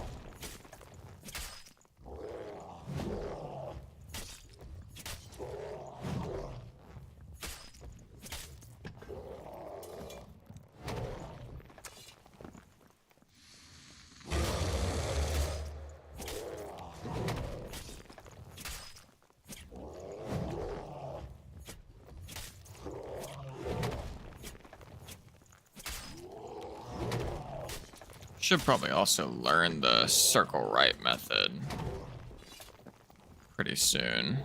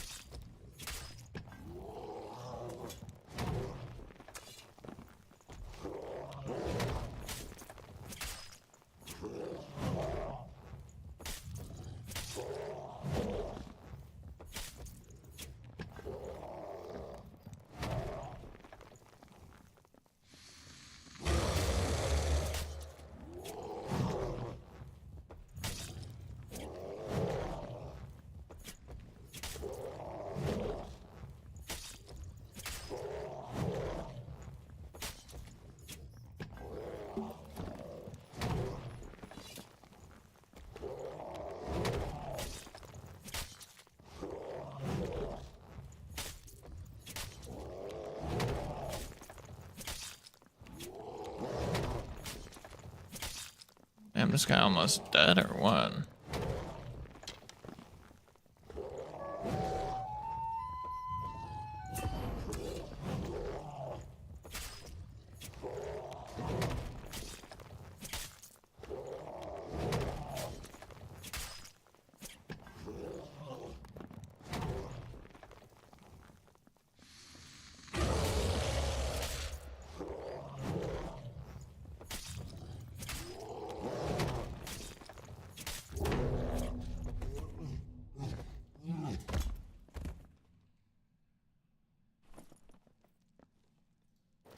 Oh my goodness.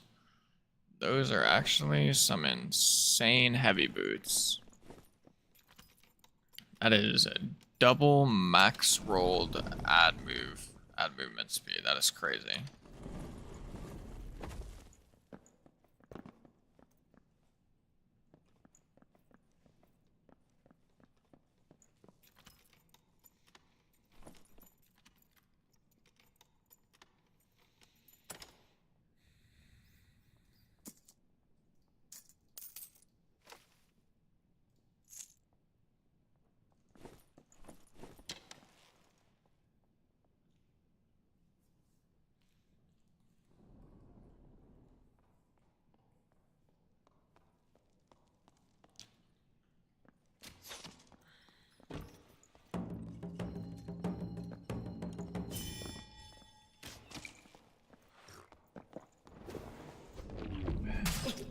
What was that range? Okay. I'm thinking that's probably not going to be the last guy to mess with me.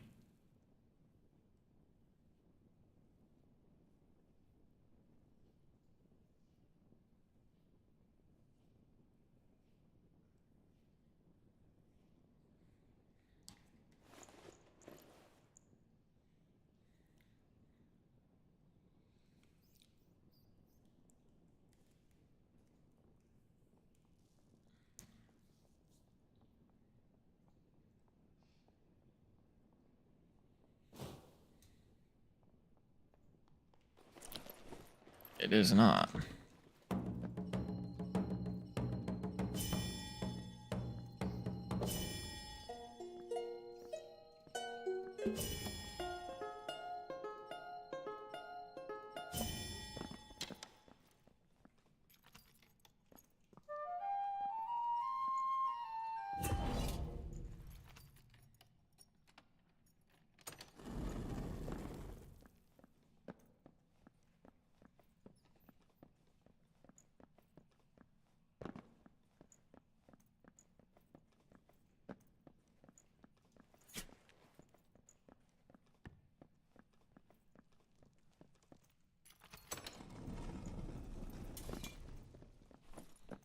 Oh, I'm just gonna get out with these, to be honest.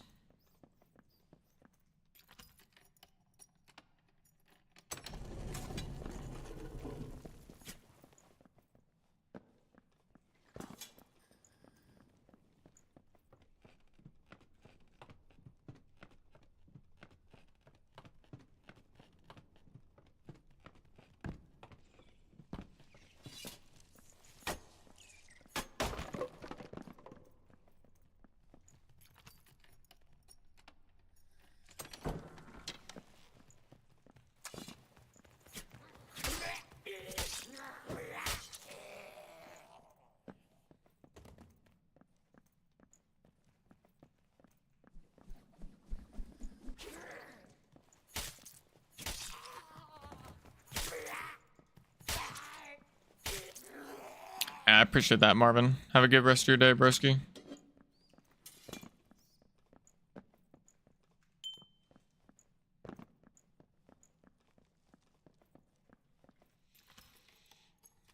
No problem.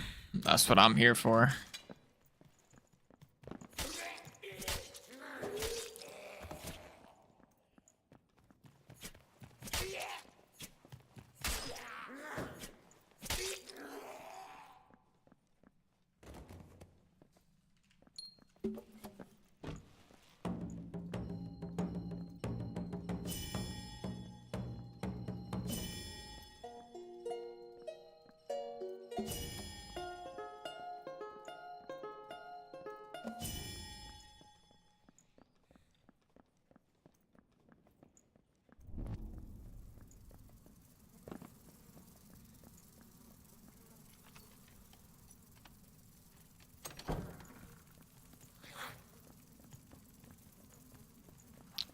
Oh, hell, we got a problem.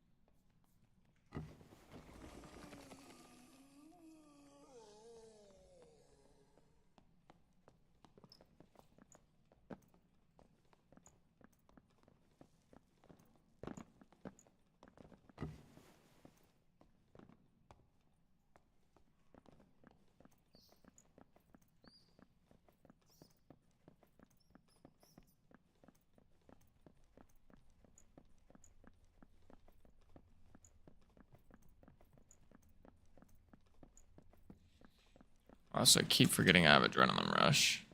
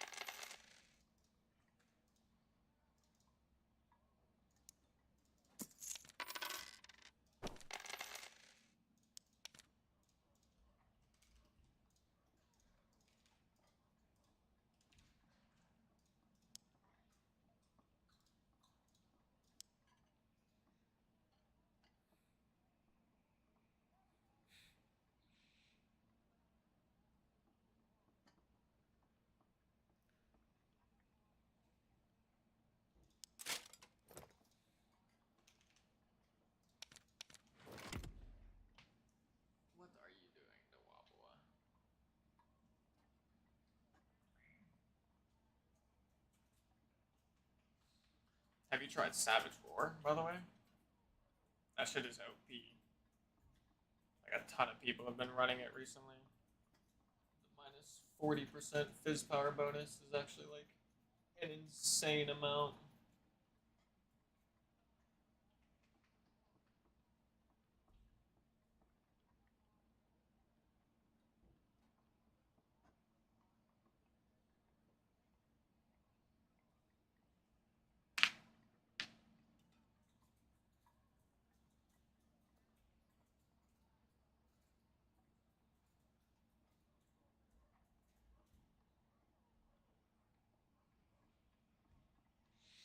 Oh, wait, that's funny as shit. I didn't even know you could emote while in Phantomize. That's crazy. And gotcha. BSB does not synergize with Perseverance. Understood. Yeah, that's actually a good idea. I gotta try and do that for like a montage or a highlight at some point. Later, chef. Take it easy, bro.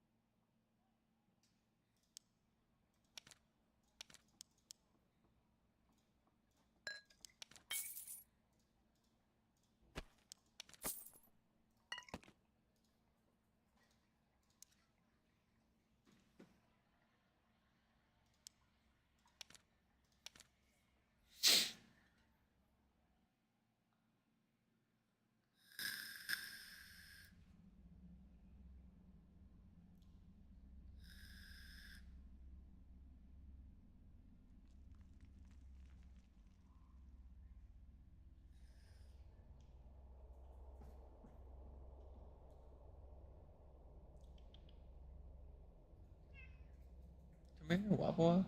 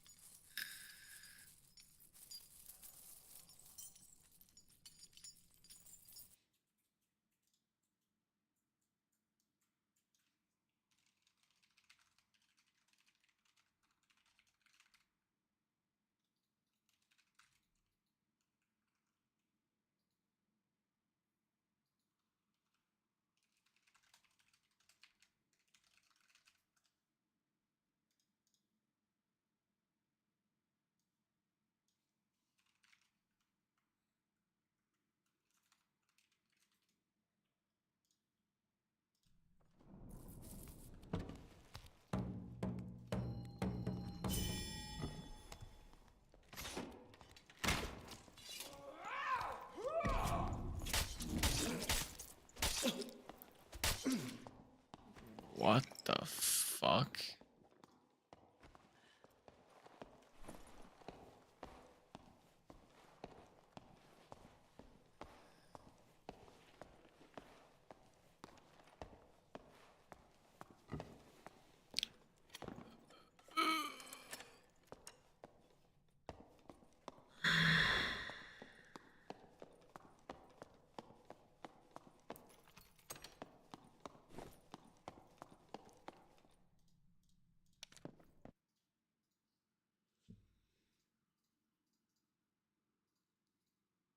Yeah, that build that guy was running looked pretty disgusting.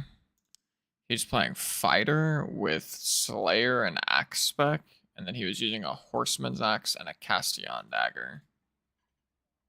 And then he had robust and something else. I don't know what his other perk was. Slayer, axe spec, robust, something else. And then he had rage and savage roar. So he was able to use a crossbow because he's a fighter. He had axe spec and slayer. And then I mean savage roar is just so OP.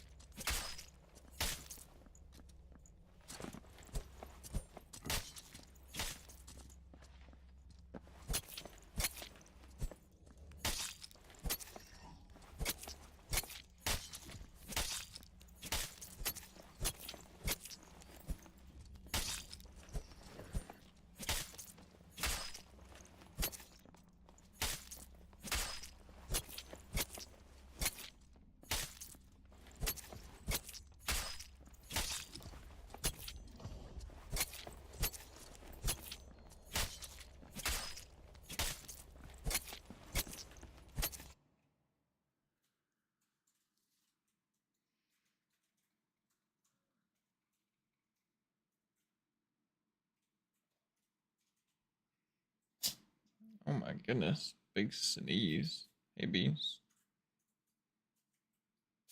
Ew. Don't sneeze on me.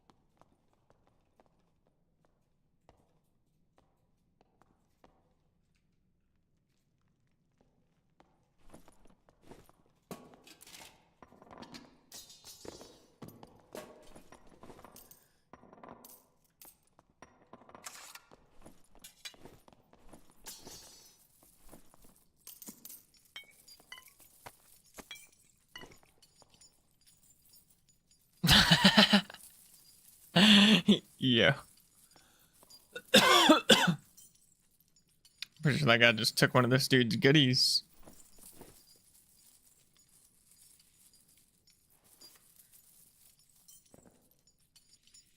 This game's such a fiesta now.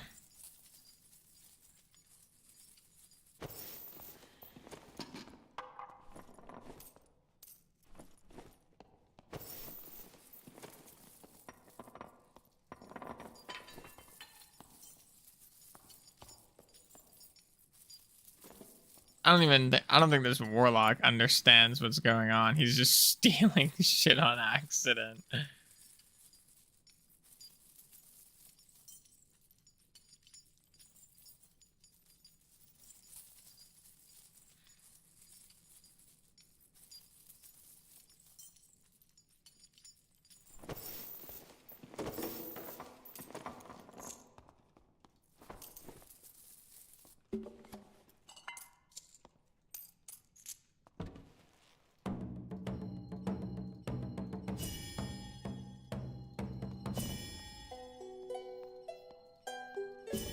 I low-key want to go rogue and just fight these people, but...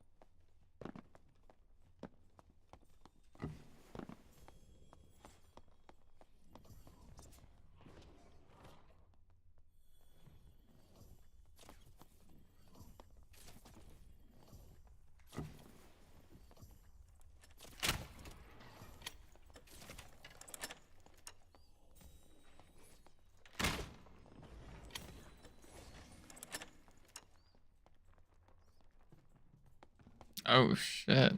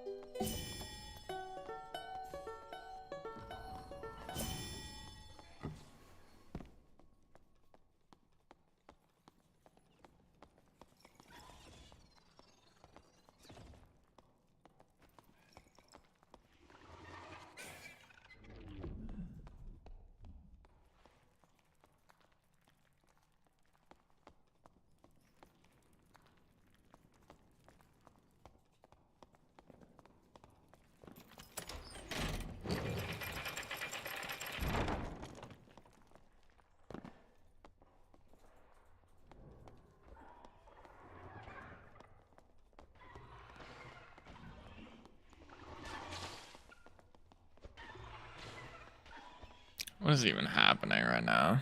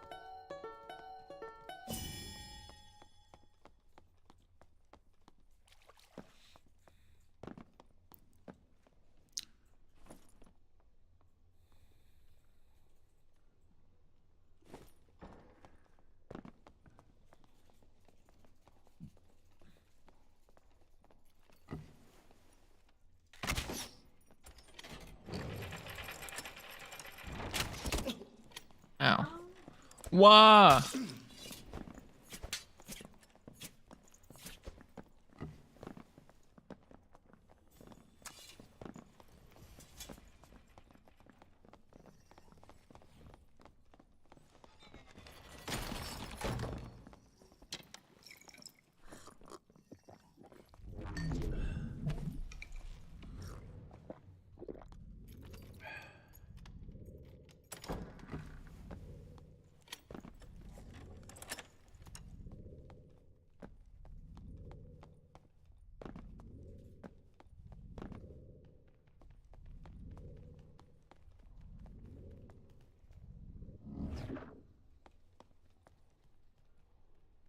There are literally 4 bodies right next to each other. What the hell?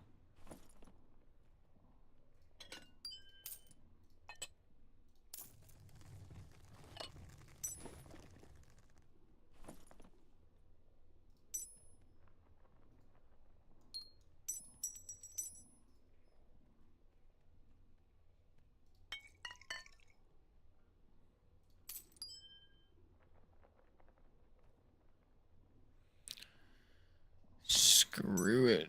Do not mind if I do.